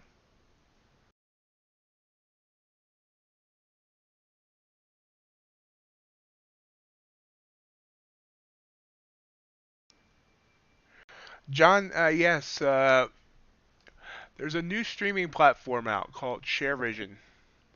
They're just for finance and trading related um, videos and streams. And they approached me last week and they said they'd like me to stream on their platform, and they'll pay me to do so.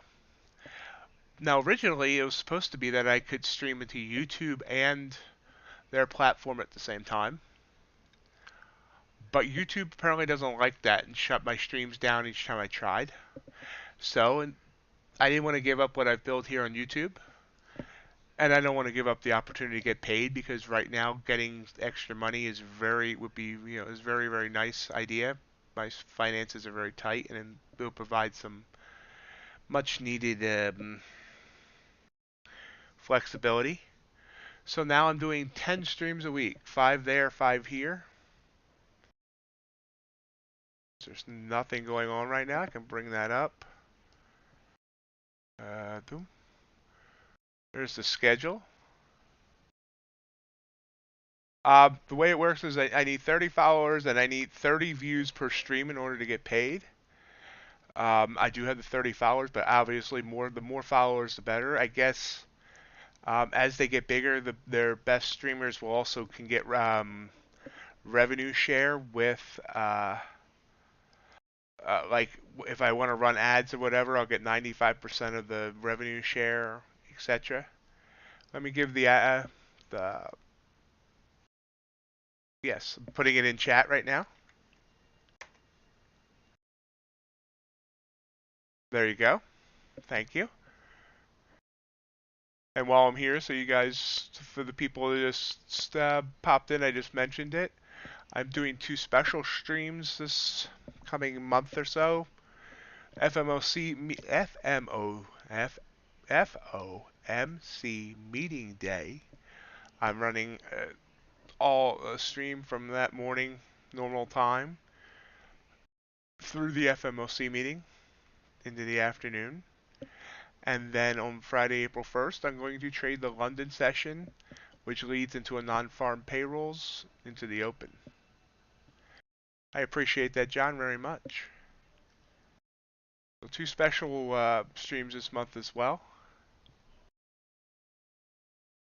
Both of those will be on YouTube, Twitch, not on the new platform.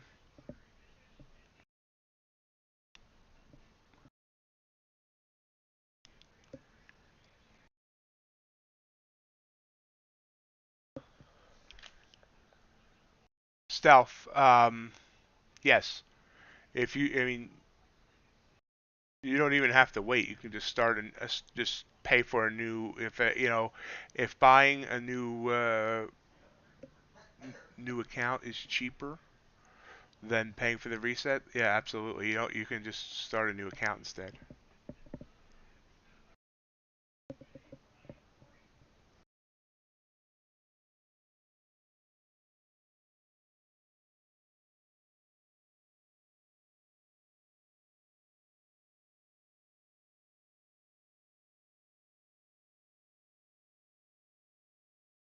Yeah, I have. I might this Friday is non-farm payrolls as well, and I might try that move I do on the FMLC on non-farm payrolls. That 10 above, 10 below.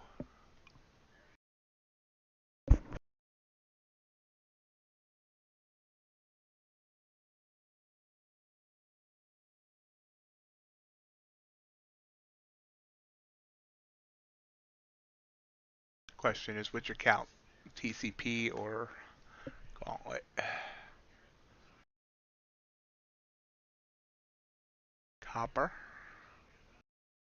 to the SMA line.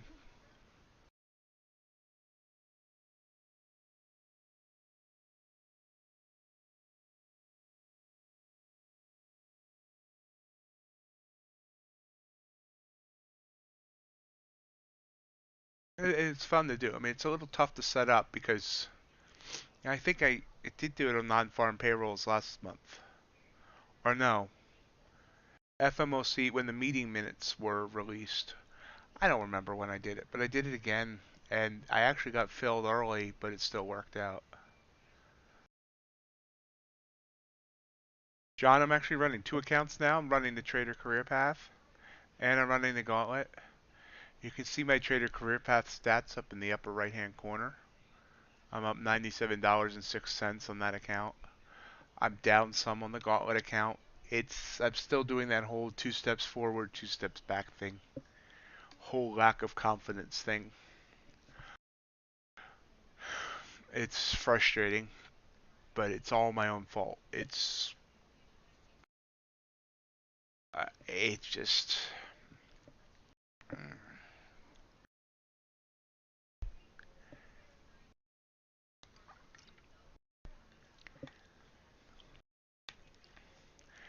Good night, Chris. See you in the morning. I'll be here. We're basically all ox all the time now.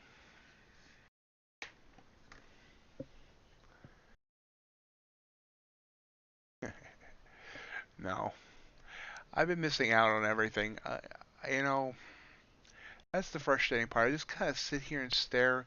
You ever, have a day where you look at the chart, you're looking at your P&L, you're down $100, and you look at the charts and you're like, how did I miss those big moves? And that's been one of my big problems. I don't take the signals I should. I second guess the signals and then they go. Like here. I mean, this happened just earlier, right? Before you came on. This candle came out of nowhere down. We had this grind up here on NQ. Came down hard. And I'm thinking, well, that's a weird candle there. That's going to reverse. So I didn't take the signal. And that started this whole move downward. And I didn't take it. And then I didn't, this would have been a great entry to back in. And I didn't take that either. It's just like, I got to start just taking the training wheels off and go for it. Yep. There's some news tomorrow, definitely, I believe. It's a pretty newsy week, I think. Ending with that non-farm payrolls on Friday. But I got to take the training wheels off. I just got to go for it. And whatever happens, happens. Because I'm just stagnant. I'm not blowing the account, which is good. But I'm not making any advancement either.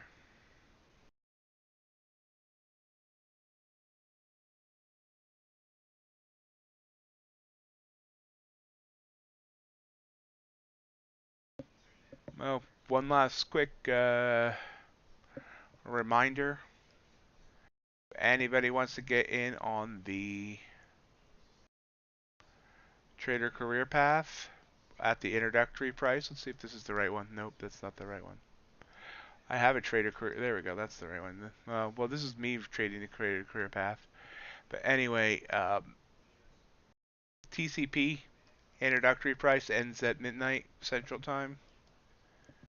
$75 to start your trader career path account.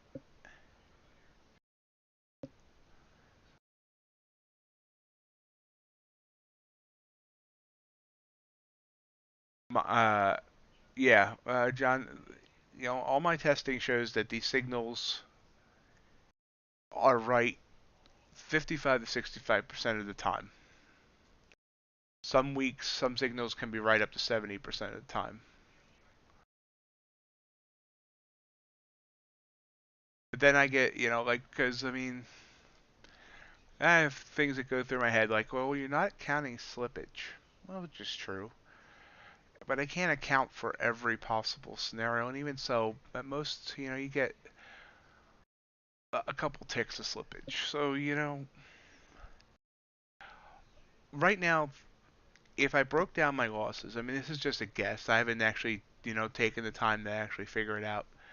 It seems like half of my losses get stopped out and then go the direction I planned on. Half are stupid, a quarter are stupid mistakes that I should have never taken. And then a quarter are just, well, you're going to lose some trades in trading. Things just don't always work out.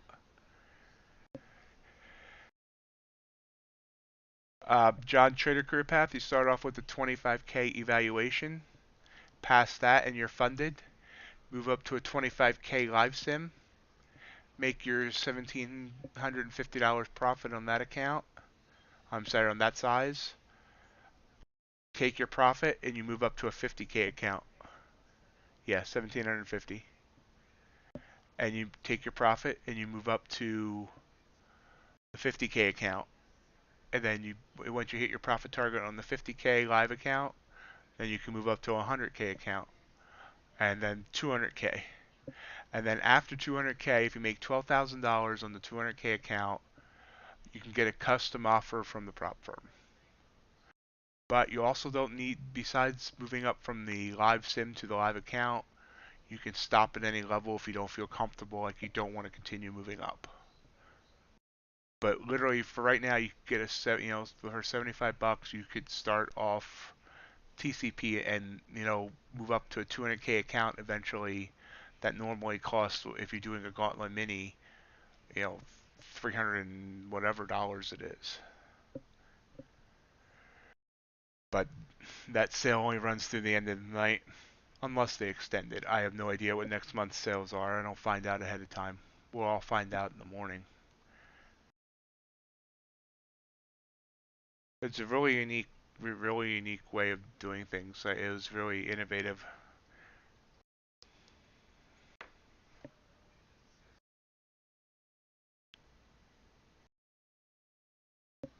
So just yeah, just a $1,750 profit target on the eval. Now it is a tight 550 stop loss. Yeah, I really am curious too. It's probably gonna be a while until we find out, anything.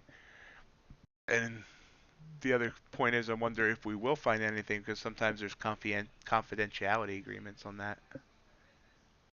Oh no, no one could be there yet. Um, Canadian futures trader started the first day, and he just got his credentials for live sim today.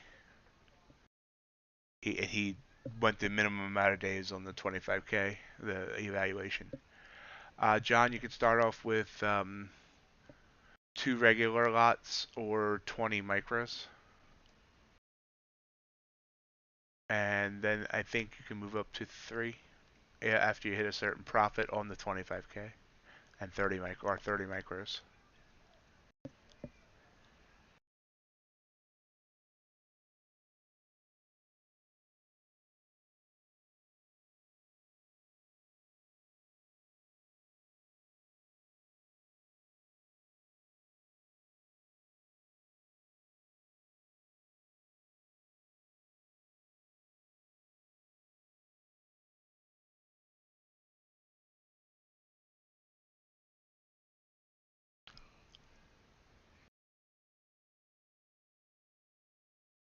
Um, 550 is the max daily loss, and then I want to say 1100 is the max drawdown.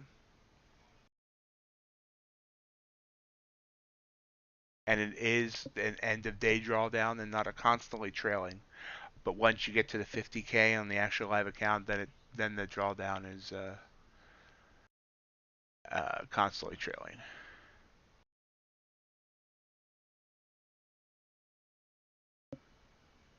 1500. Okay. Thank you, Thomas. I'm trying to memorize all this stuff. I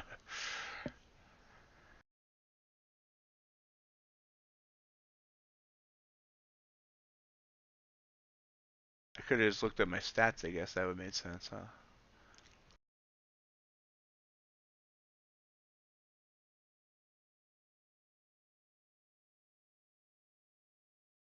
Basically, this is how I've been doing it.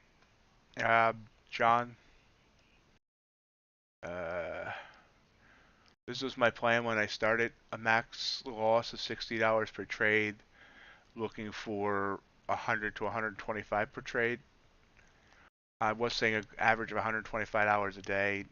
Now, in order to get done in the 15 days, I'm going to need like 250 a day. Um, if I hit 350 in a day losses, I'll shut it down so I don't hit that max loss. Slow and steady, no resets of blowups. Reevaluate those parameters once I was through both 25K legs. I'm trading just MNQ and GC. MNQ in the evenings, and MNQ and GC in the evenings, just MNQ during the day. And I'm doing all my trades on the TCP on live stream, meaning I don't take any trades if I'm not live. So everyone's been able to see every trade I've taken if they choose to either watch live or watch the replays.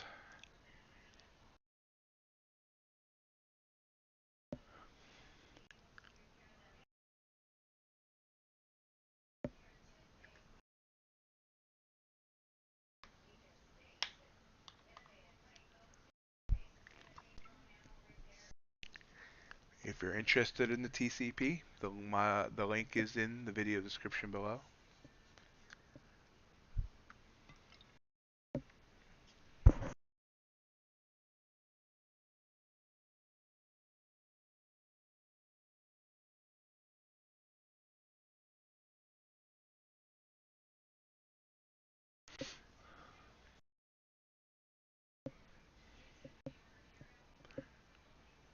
So far, I've only taken one trade tonight. Was on the gauntlet, not the TCP.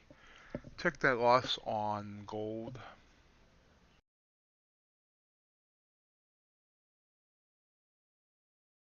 Oh, interesting. Uh, Fortunately, MT4 doesn't work with Rhythmic. Can you transfer that over to any other platforms?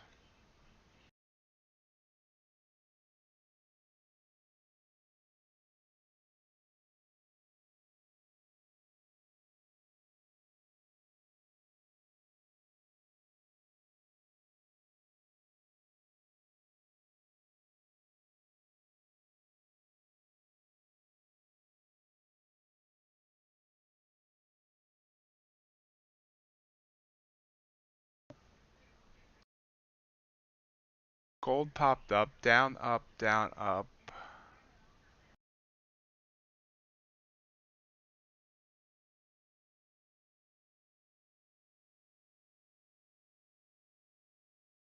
It's poking up here. Oh, excuse me, on the 5-minute chart. Through the Bollinger Band on the RSI. Yeah, about a minute on that 5-minute.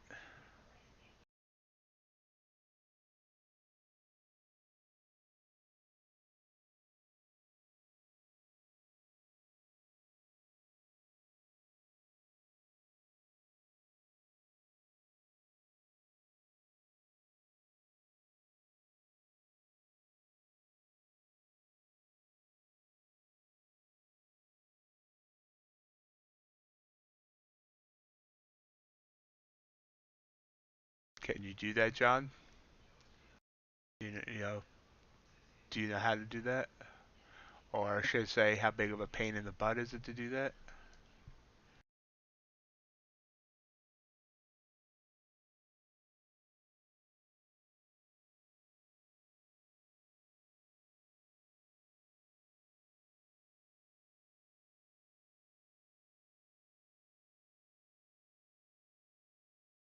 NASDAQ trying another leg down here.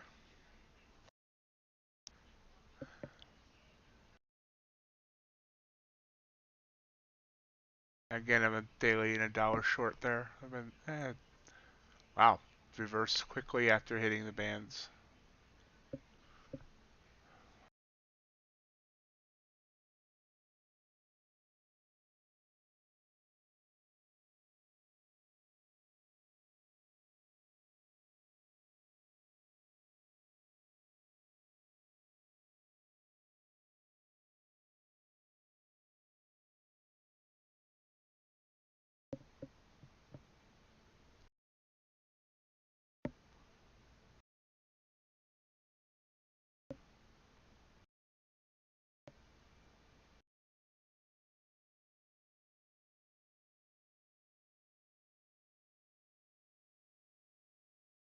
Yeah, I'm not a coder at all, so that's definitely not something I could do.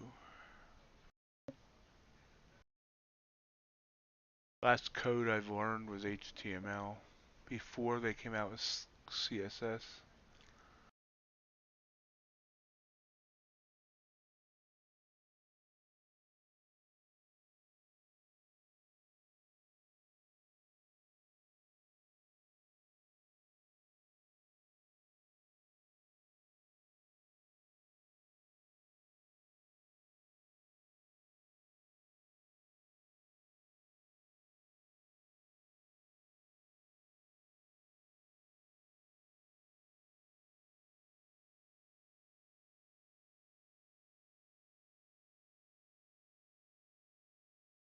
To the new subscriber on YouTube, if you're here, thank you. See the number went up.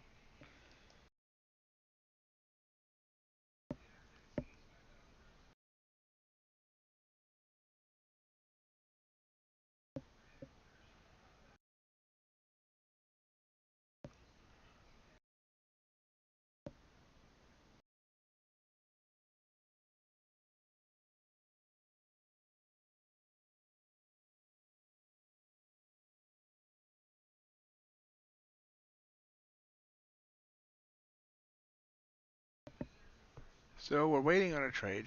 Everything very slow tonight. You never count on dictators to invade countries when you need them to.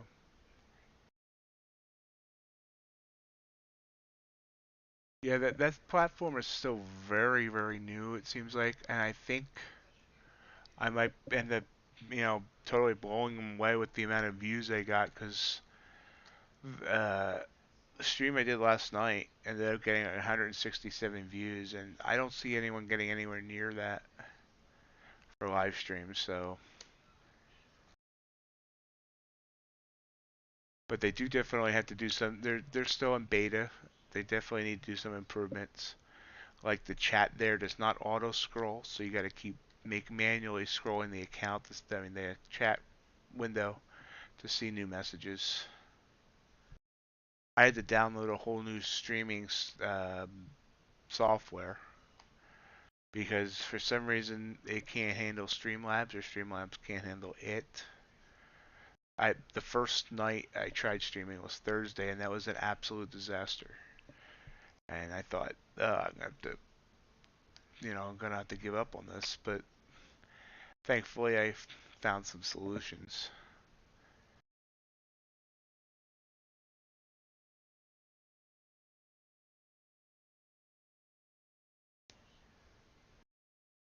Yeah, first night, like the videos, the charts are like pulsing on the screen, and it was just ugly.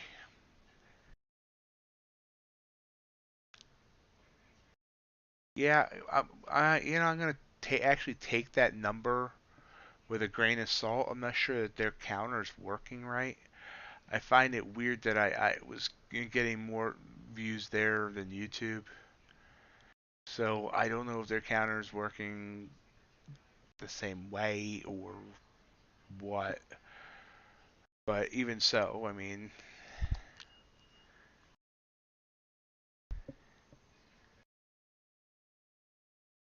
I'm trying to figure out. I get paid for one stream a day, and it has to be at least an hour in length. So I'm trying to figure if there's anything I can do on like Saturdays to get paid for Saturday as well. Like maybe a week in review or something like that.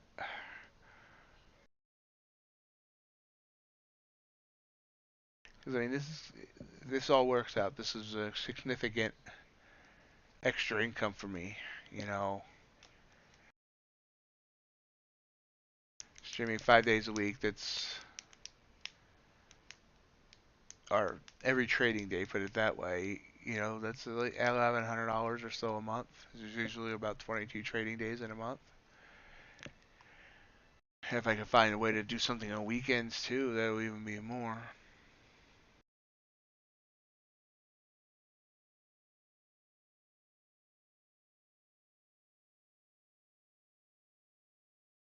Yeah, I do love all those ideas, Yolanda. My only concern is that I'm not sure I'm going to get 30 people to show up. I mean, if a lot of people like to take time away from trading on the weekends, unlike some people like me who study charts for hours. So, I need to make sure that I have at least 30 views to get paid. Uh, John, that's a good question. And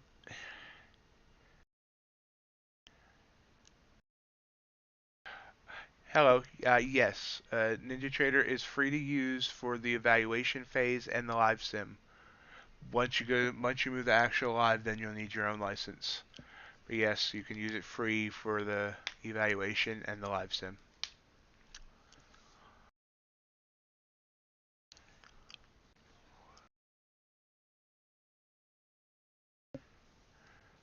Uh,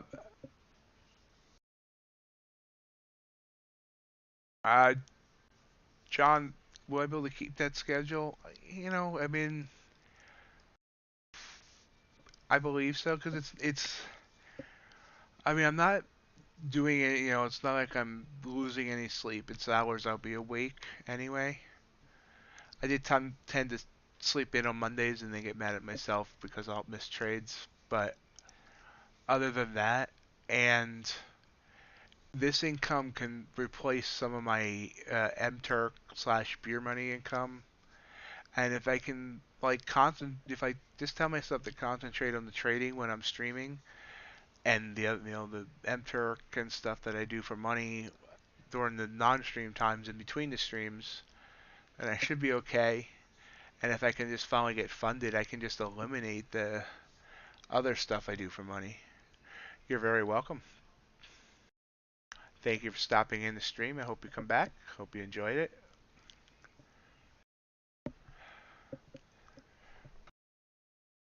I apologize for not calling you by name, but I was probably going to screw it up.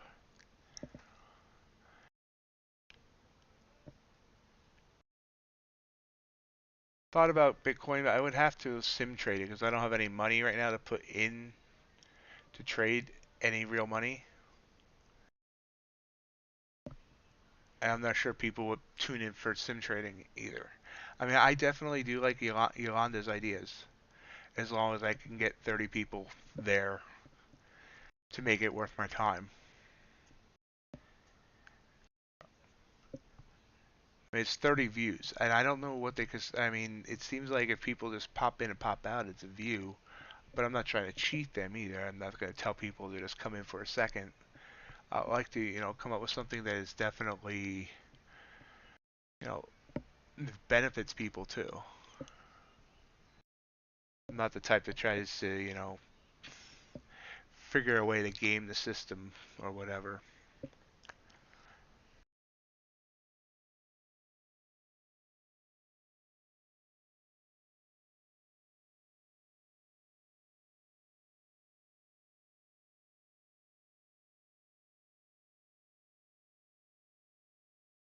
Yeah, I remember that. I enjoyed doing that. I just see this is the thing that's in my head. Yeah. Oh, and he's been a major help. He's been the main reason that this channel is at the number of subscribers it is. He did an interview with me this past month as well, and that jumped my subscribers by about 100 people here on YouTube. Um, he's been a wonderful help, wonderful friend. Um, here's my mindset. I if I do a class, webinar, whatever, why does anyone want to listen to me when I'm not funded yet? I haven't proven profitability yet. I mean, I know what I'm doing. My problem is 100% psychological. So to me, yeah, I can explain what the chart's doing. I understand what the chart's doing, but I still don't know why anyone would want to listen to me. I still don't know why you all stop in here and listen to me when I haven't proven anything yet. So that's just goes through my mind.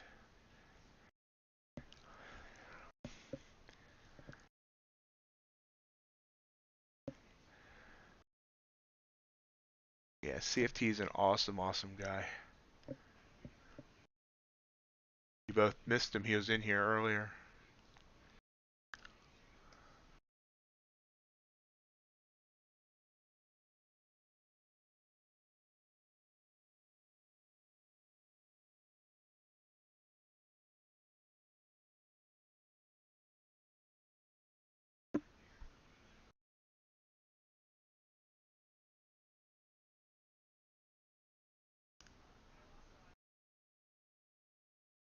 So yeah, I mean, I really do like the week in review and looking ahead to the week, like what news is coming out, what days, economic reports on, and doing a week in review, maybe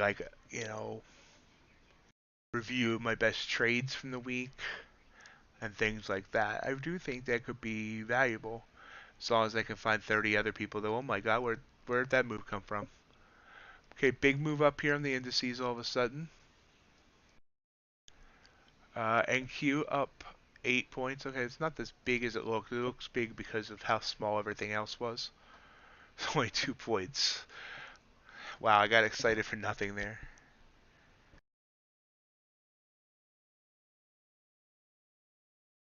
Yeah, yeah. Trades. He does a good job of. He's a good people person. I agree. I hate the way he trades. I hate the way he trades, but yeah, he does a good job. Oh, were you short, Yolanda? Yeah, it just came up out of nowhere here. I'm watching it, and I don't know. It hit the band, so I'm expecting we're seeing it's pulling back. NQ did come up 10 points there. Big green candle. Let's see. Let's go chase it some.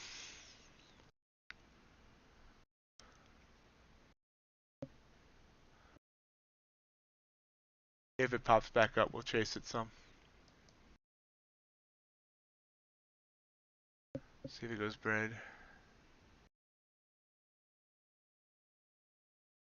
Yeah, he's a good guy. I just, I my only worry with trades by Matt is I, you know, one thing I'm very cognizant of when I'm on here is I don't want people to blindly follow me, and I don't think he wants anyone blindly following him either.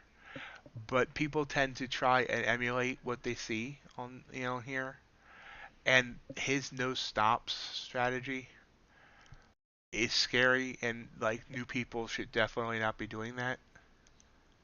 And that's the one thing that concerns me with trades by Matt is, because then when it works out, you get the people to say, well, diamond hands and all that, but no stops is just, for the most part, in my opinion, leads to disaster. By the way, we're in on an MNQ trade here on the Gauntlet account. Hopefully, we're not chasing. But yeah, I mean, I have no issues with Matt at all. I like the guy. I've watched his streams a couple of times here and there. He's not seems like a great guy, and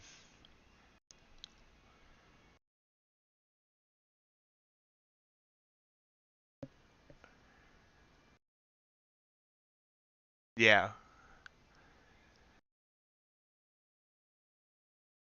just I just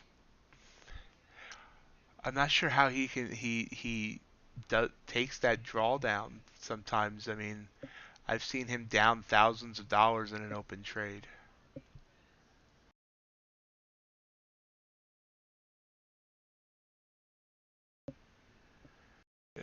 Not sure who that is. Might have been before me that I really got into this whole futures thing. Not sure who that is.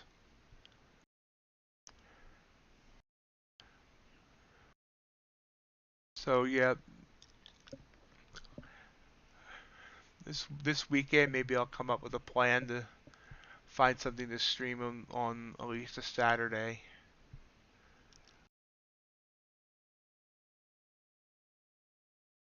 See if I can get 30 people interested.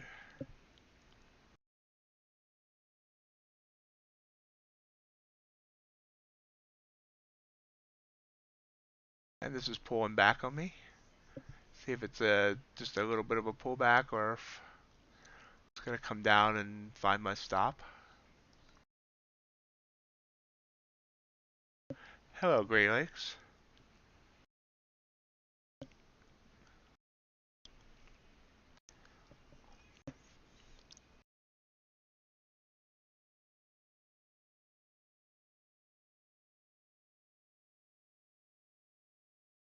Crude oil. Oh, crude chart looks kind of ugly.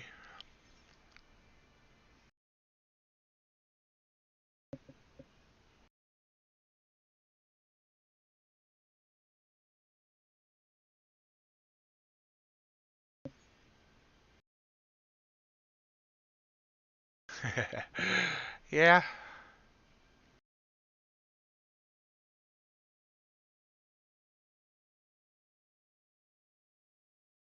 I mean, I'm still amazed at how this channel's blowing up. Like I said, CFT's been a big part of that.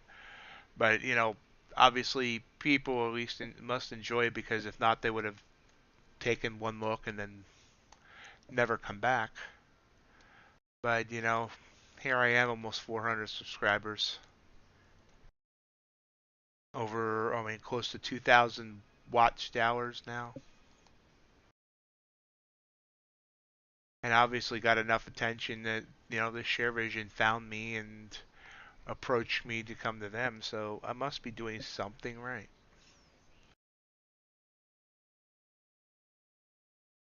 Gold popped up.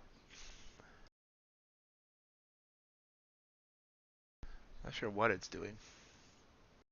But I'd like to see some green here on this MNQ trade.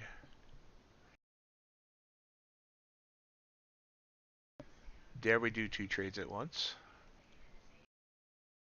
There we do two trades at once.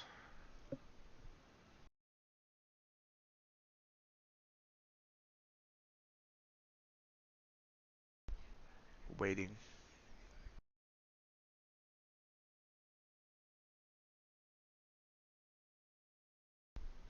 Sorry about the moving of the charts there. It's probably annoying. But I'm trying to wait, trying to get as much view as I can. Have a great night, John. Thank you. See you tomorrow.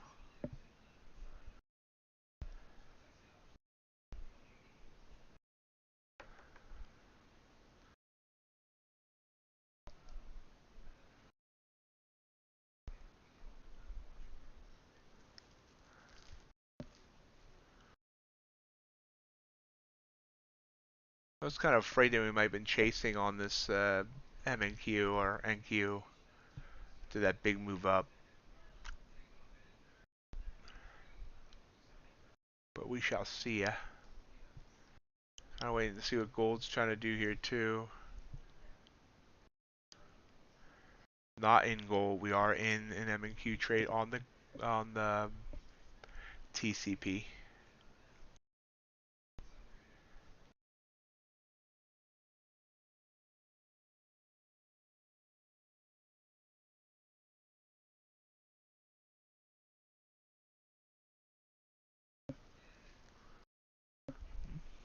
Now we're green back again. Back green, I should say, not green back. We'll like to see some greenbacks, but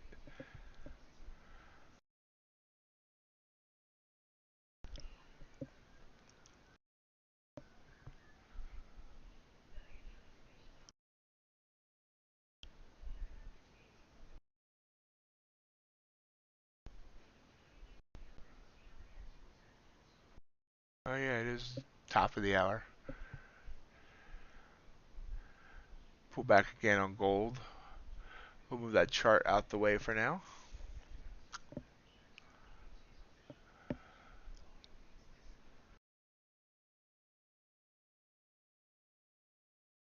So we reached the 10 o'clock hour. Probably stream for another half an hour, or we can always go longer if there's anything exciting going on.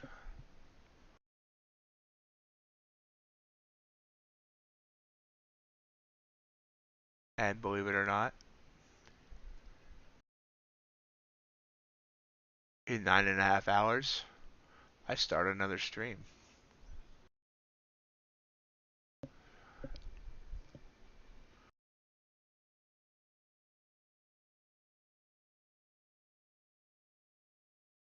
think I did that math right.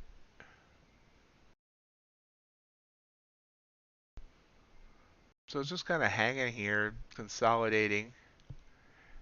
The SMA line's kind of crawling up to it, and in the same token, it's crawling up to my entry point. I'd love to see it burst back up from this recent high of the 14,212.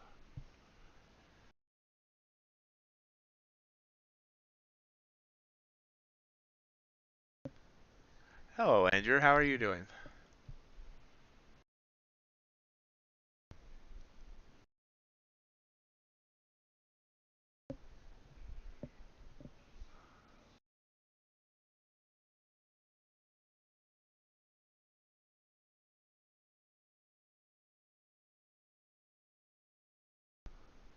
Gold came up, curled back down, almost, oh, and now about another bounce. But we have the SMA line there. It's kind of trying to head down.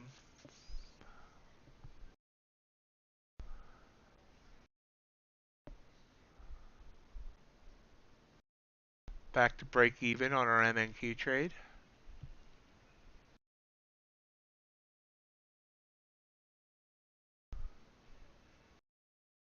If I closed it right now, we'll pay for commission. Big move up there, 9 ticks on gold. Have a great night, Great Lakes. Hey, JT. Uh, we're in a trade right now, TCP. Before this trade, up $97 on total, so it's too slow on it. But hopefully this trade works out. We'll add to that. We're back at that 212 level here, trying to break through on NQ. Another pullback.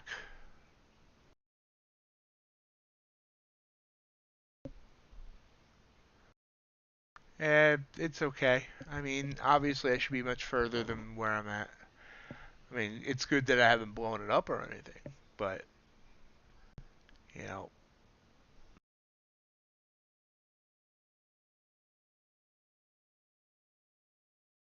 that looks like a reversal candle, possibly.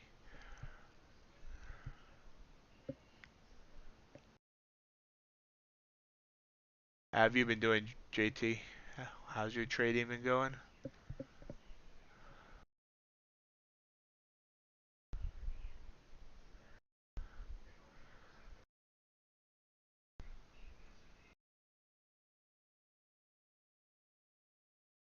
Sorry to hear that. I'm glad you're trying again.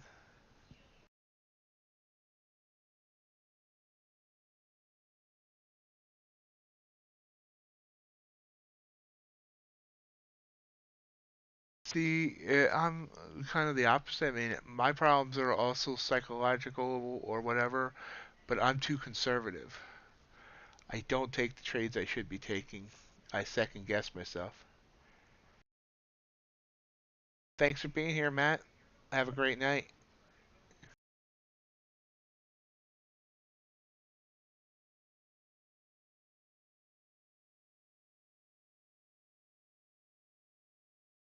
Excellent job, JT. Third time's the charm.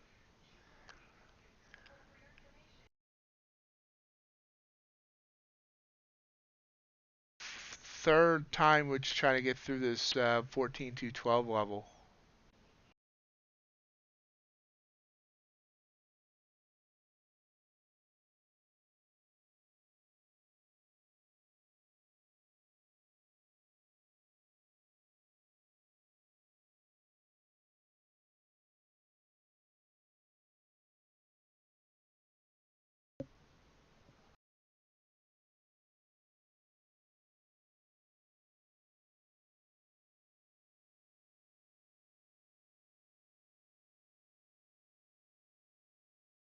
Thinking I should cut this here for the $20 gain. But as soon as I do, it's going to burst up there. So just going to move our stop up a little bit further underneath this SMA line. Take a little more risk off the table.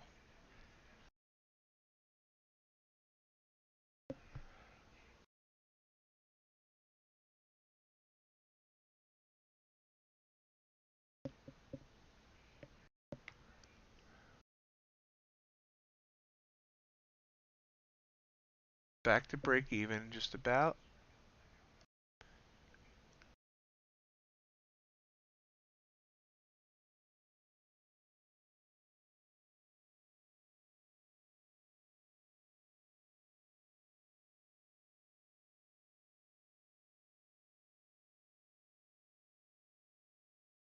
Kind of looks like it wants to break the SMA here and come down.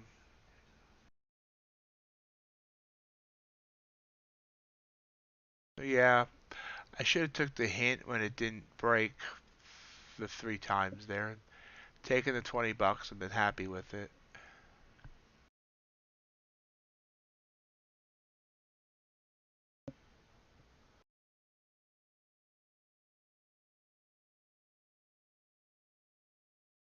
Let's move our profit target down in case it bursts up some. It's going to stop me out right there. Yep. burst down instead, stopped out. So,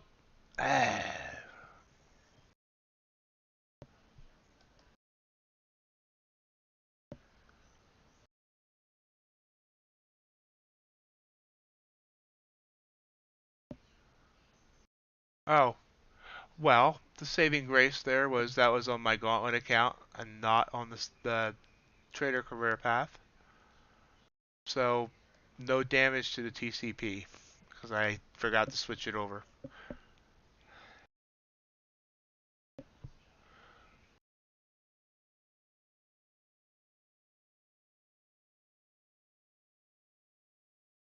I think we're going to bounce back up here though.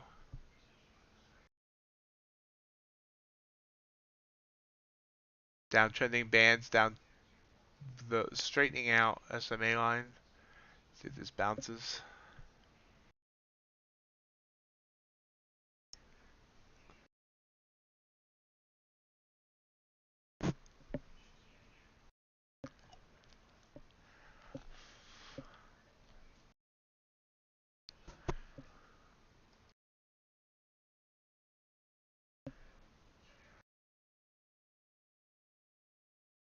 Starts off with a 2-point bounce up.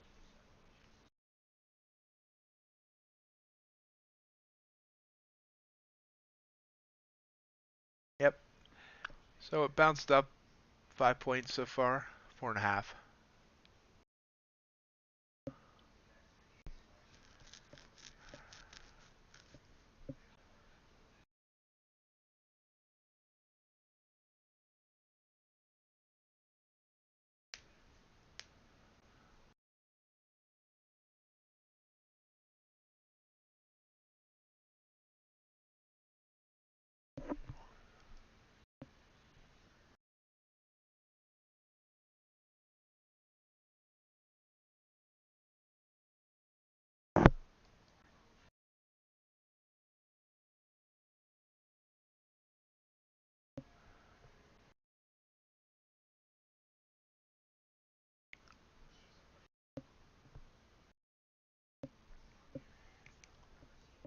So 0 for 2 tonight on the Gauntlet account.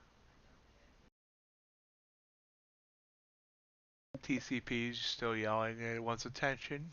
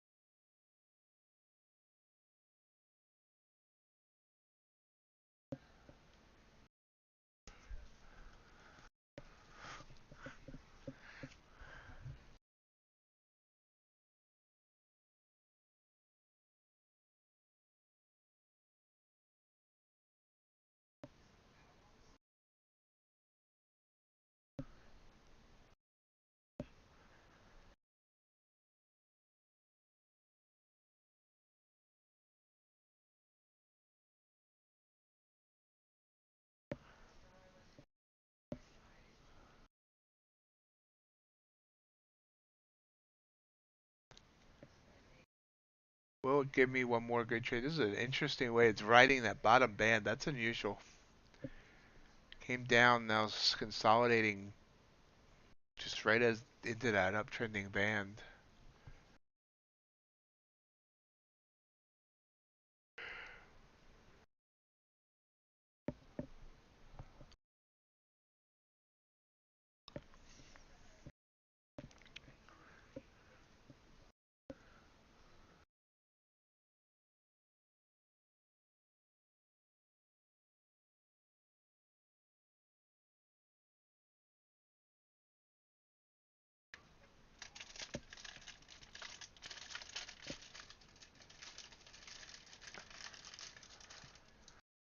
Well, hello, Jamie. I really should take off Nightbot. There has not been any spammer in this chat in months.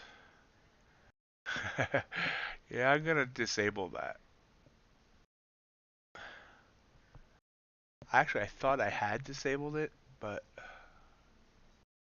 Nope, I didn't.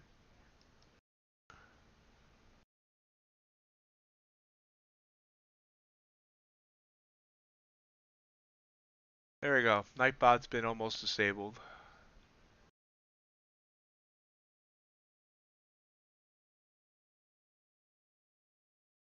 If I start getting a problem with spammers again, then we'll bring them back. But for now, I just laid them off. How are you doing tonight, Jamie?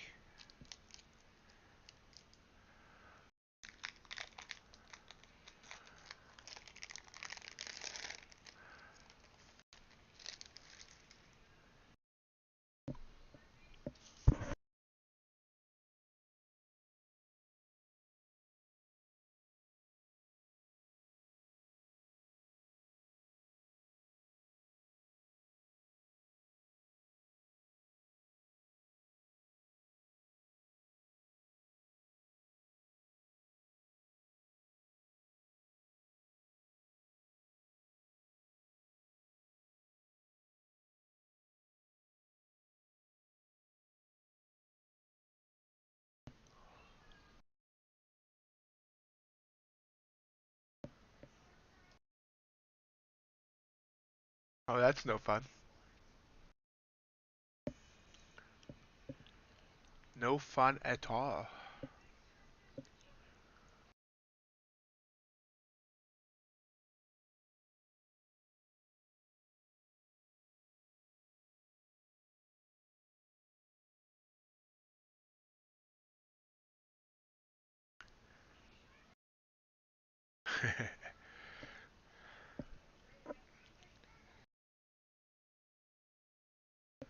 That's the way to do it. Make money on company time. Okay, so NASDAQ just snuck up on me there as well. I can't really call it a snuck up. We said about how I was riding that bottom band. If I had drawn a line here,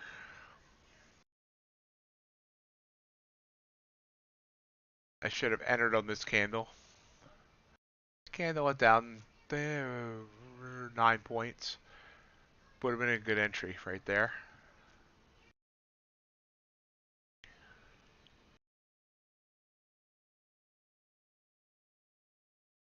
Does your job allow you to pay attention to trades, Jamie? Or just be a matter of entering a trade and letting your trade management take care of it?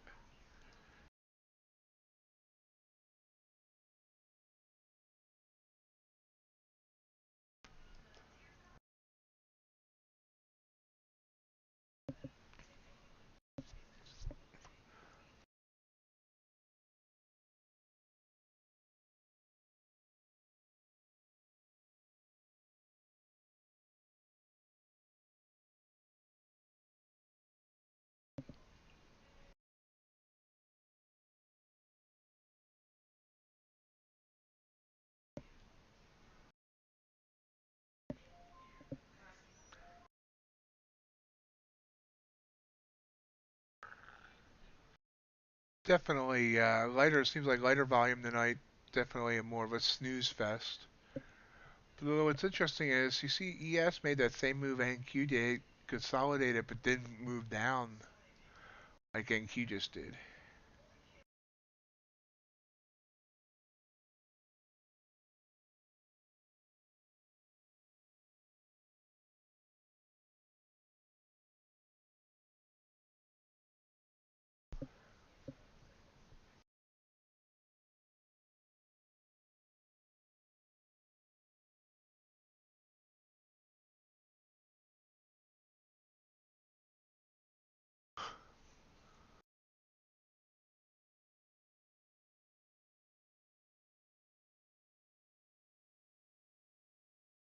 Sorry, I crashed the forklift, but my trade just went 50 ticks.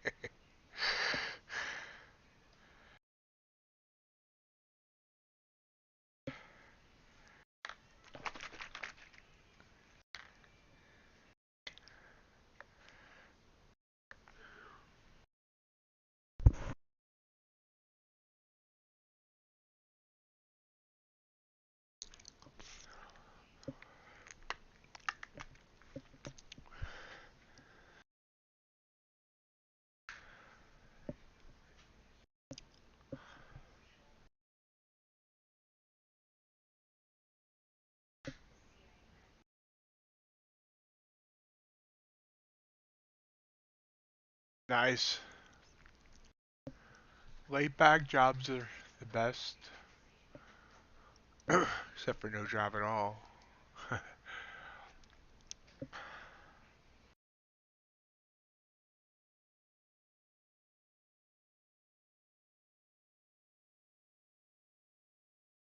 Copper just made a nice little move up there.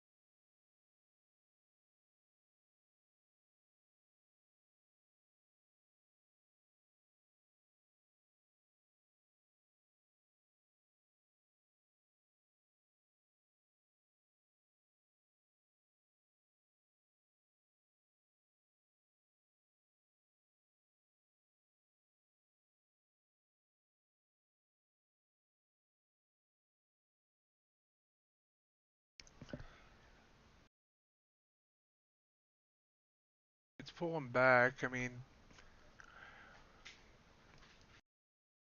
would have been a nice little move there to catch. Of course, I've been saying that all night. Again, you know what? I'm just going to start taking every signal it fires. Now, obviously, looking for 15 here or 20, one of the either one would have worked with either a 7.5 or a 10-point stop. That one would have worked. And this short signal, which totally goes against my trading plan, but so far I've worked for 14.5. Okay, it hasn't totally worked out yet. We'll see if it goes 15 though.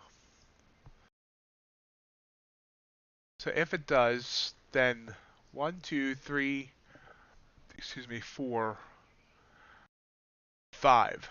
5 straight signals on NQ would have worked for at least 15 points. So I could be up 75 points in the last, 21, less than 3 hours. This is why I get mad at myself.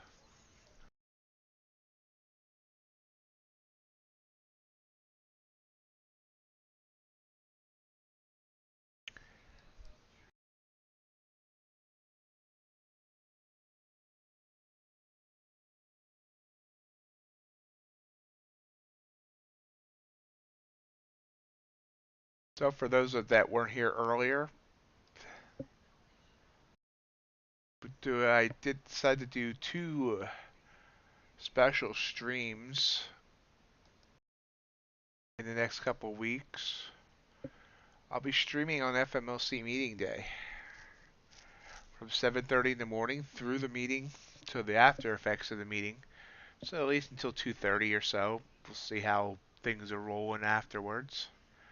And then Friday, April 1st, I will be trading the London session overnight into the non-farm payrolls report, and of course then the New York Open, New York session. So that'll be about a 9.5-hour stream. Both of those will be on YouTube and Twitch, not on ShareVision.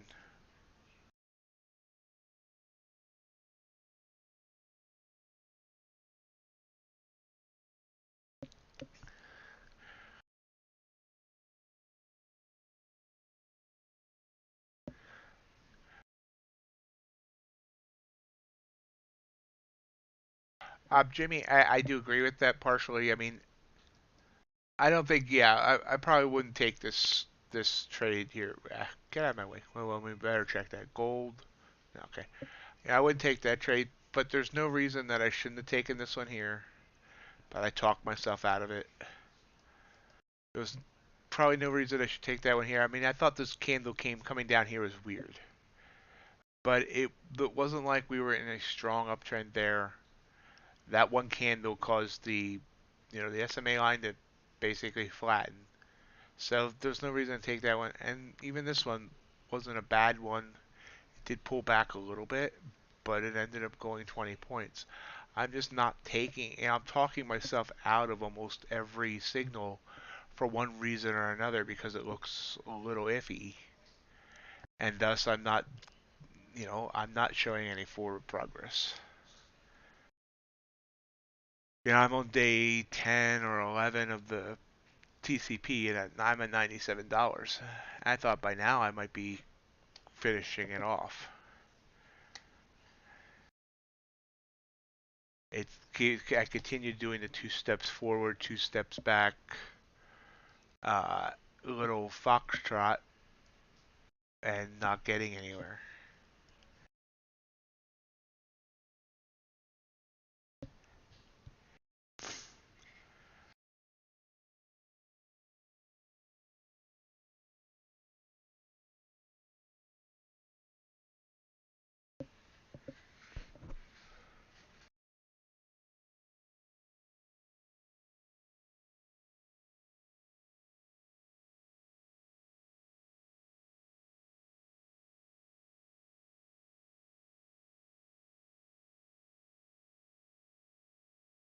Like I talked myself out of a long signal on gold.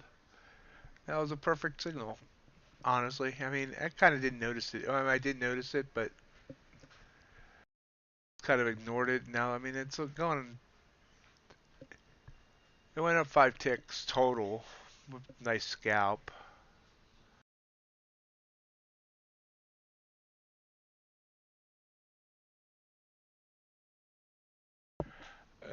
Very good question. That is a very good question, and I don't have a good answer. I kind of switch because, like, every now and then I'll bring up a regular NQ chart, and I haven't figured out a place to put both an MNQ chart and an NQ chart because I'm out of chart space. I guess I could get rid of one of them, but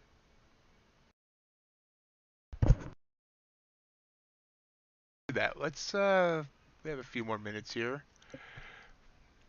I was curious what the Russian ruble was doing, but it got halted on the. Oh, it's a daily chart. No, it didn't get halted. Never mind. But anyway, let's go to 1 minute chart MNQ, and let's compare the charts. See how different they are. I don't even have the Bollinger Bands on this chart. Well, let's just compare the super trends, and then we'll go from there. So, how do I want to do this? I know how I want to do this. Boop. No, that's gonna break. Hold on. There. Okay, let's go over here. I made that other chart disappear. So, boom. And boom. Boom. Okay. So there we go. Make that a little bit bigger. Put it down here. Let's compare. Signal fire 2113. Signal fire 2. Blocking the time. Good job. Still blocking the time. 2107. Really?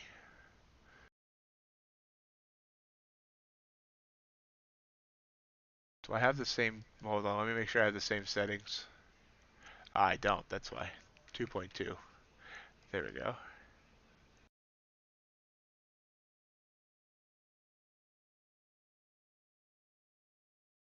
Actually, Jamie, I was looking into that this past weekend, and then I had to start fixing the whole vision share fiasco.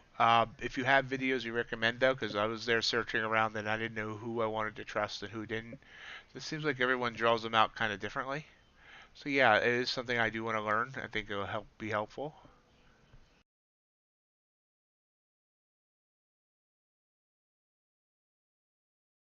Okay, so now we're back to this again. Let's put the chart over here. How about that? So looks so much different without the bands. So same thing there. Where are we at now? I'm just curious. Oh, well now I'm looking at freaking ES. Professional streamer here, folks. 14,192, 14. It's about. I mean, they're very close to the same. This one was a green candle here versus a red doji here. Interesting, though. Oh, that's interesting.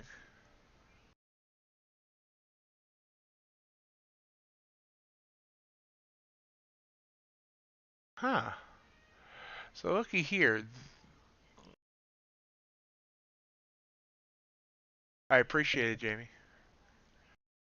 So the short signals are coming at different spots, though, are the long signals as well.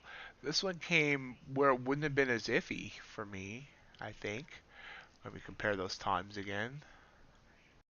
Time here, 2048. Time here, 2051. So 3 minutes later. But this, I would have been much more secure in that long signal than this one that I ignored. This would have been a much better long signal for me. Just like this short signal fired here versus the candle that broke down here. This candle that broke down through the SMA line that I consider kind of weird, which would have been more space before the Bollinger. That would have been interesting. NQ sending a long signal here as well. What's it doing on this one? Okay, there they line up. Went away again. This is kind of interesting. Let's see here. Same one there. That's kind of obvious. Let's see, back here. 1907. 1907, so same one there. And it looks like that definitely the same one there, obviously. But yeah, maybe I should start looking at MNQ.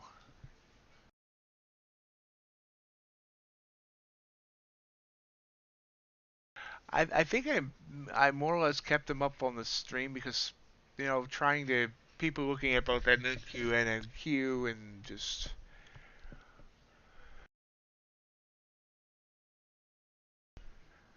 Maybe I need to boot out copper, put in MNQ there, and put copper over someplace else. Or the UltraBond, one of the two. I trade copper more than I trade the UltraBond. But yeah, that would have been two signals that I've been more comfortable on. So you do bring up a very good point there, Dan. How do I drag this back into here? There we go.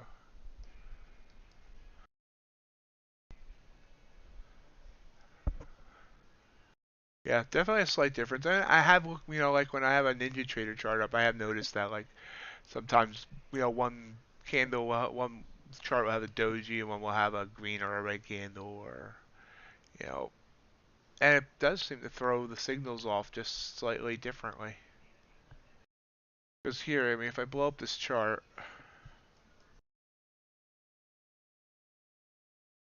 it threw, instead of this signal here, which you can see is kind of iffy, it was kind of consolidating, it threw it on this one. This was a much more solid candle, and yeah, it's actually a little bit later than this candle, but it would have caught that move up, and would have, would have got me my 15 points that I'm looking for this time of night without second guessing on this signal, even though it was only 3 minutes difference.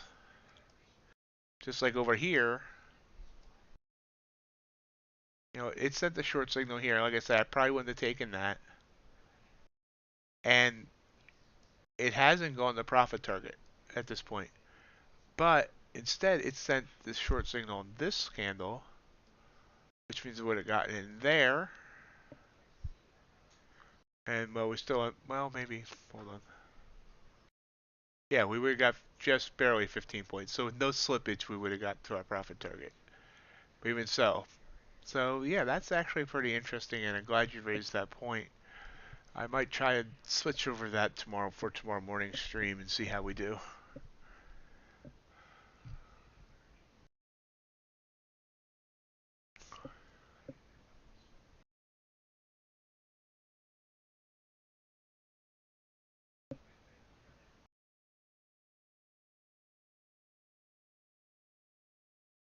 Uh, Copper does not seem to have any much correlation with anything else.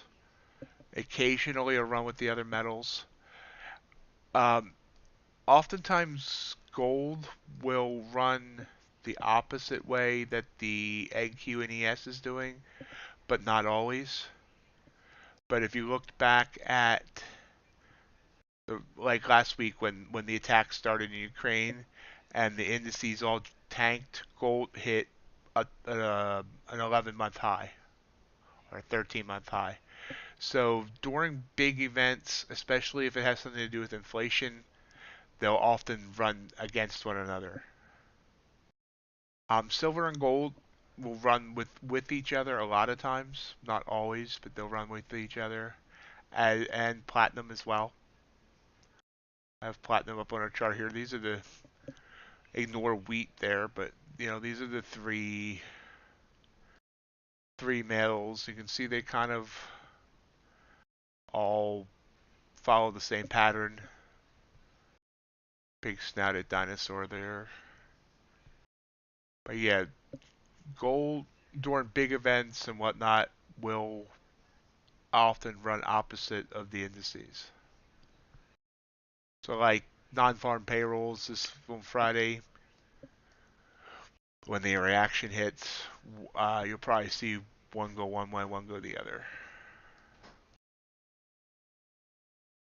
You're welcome.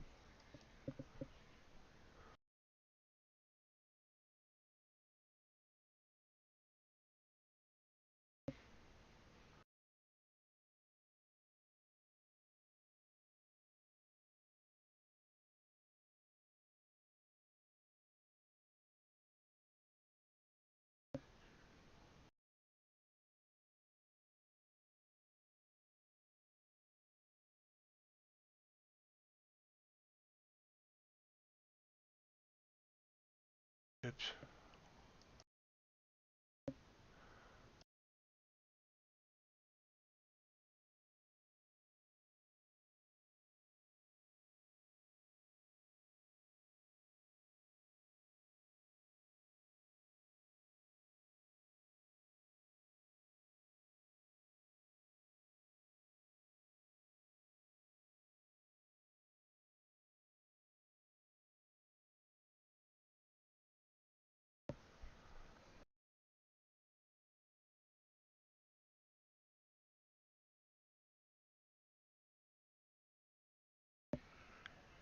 NQES.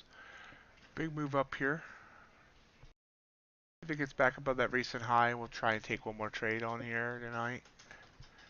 And we'll call it for the night.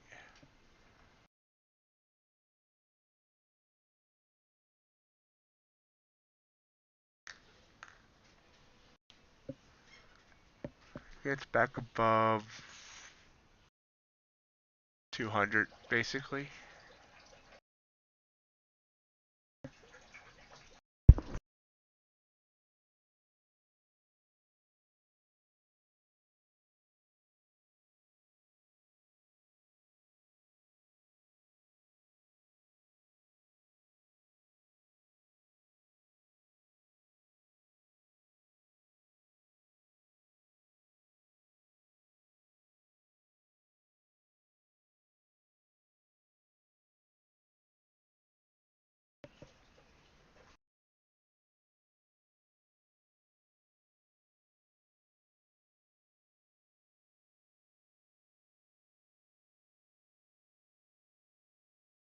Pull back a little bit.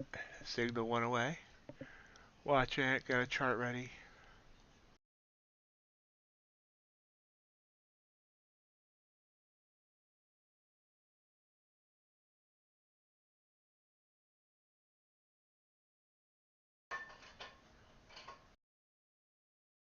Back again.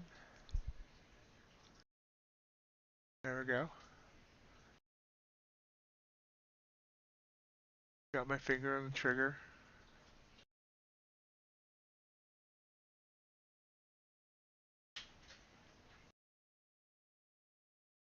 Long signal there.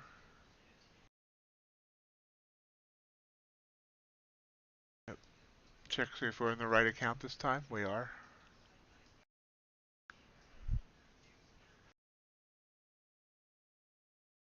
Still hasn't really broken that prior resistance. 199.50. It's sitting right at 199.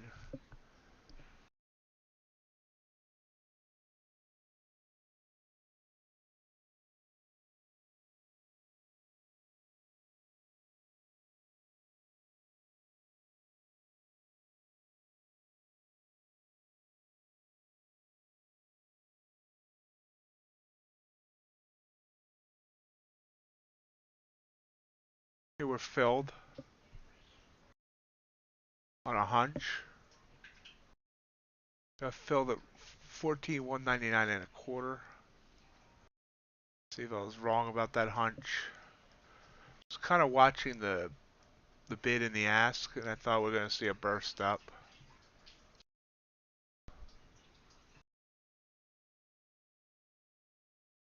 Let's go look at that MNQ chart.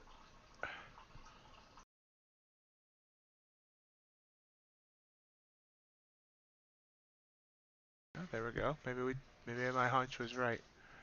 Do have a 200 period EMA there that needs to burst through. There we go. Whoa. Hey, my hunch was right. Big move up here.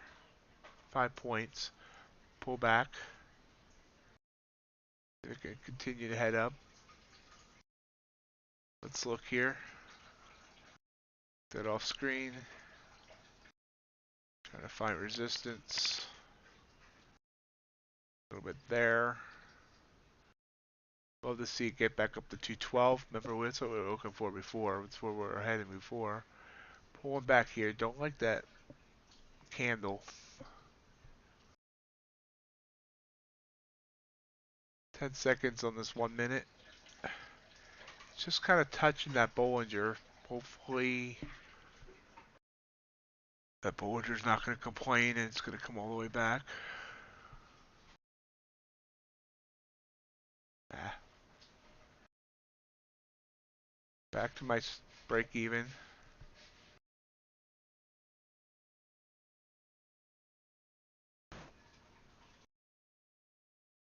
Ah.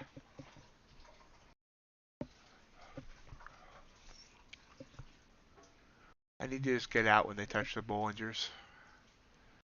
You see we're back in the negative again. Took my positive move there and made it to a negative. Now my stop is below the SMA line. So hopefully it doesn't break the SMA line. Hopefully it just decides to go back up. This will be our last trade of the evening, however it turns out.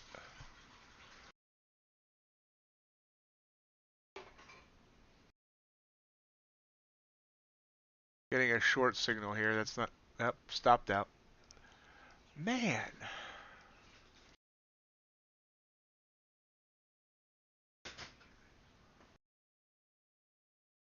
So I should have took that quick burst and taken my 5 points there.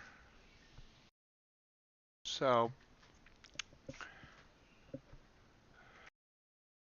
absolutely no winners tonight, and that really bugs me all the heck.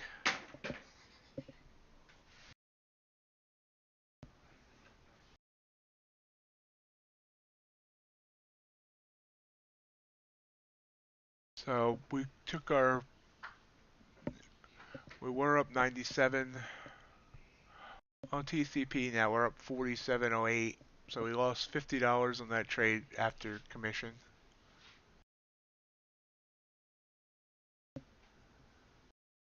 Still green on the TCP, and I think I'm gonna trade some differently tomorrow.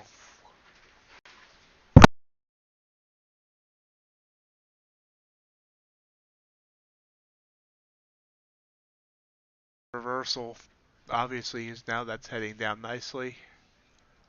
See if real quickly we'll see if it breaks that resistance. I'm not going to jump into anything else.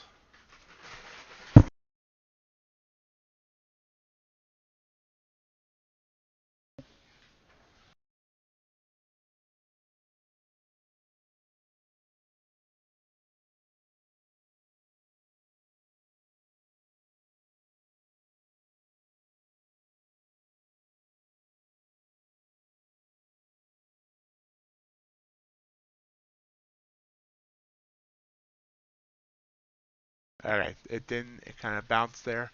So that's what we're going to call it for tonight. I do want to thank everyone for joining me. Even if it wasn't a successful night in trading, it was a nice night here to trade and chat with everybody. And I thank everyone for that support. We're back here tomorrow morning, 7:30 Eastern Time, for the next stream right here on YouTube. And then tomorrow night on ShareVision. Wish you all have a wish you all a great night.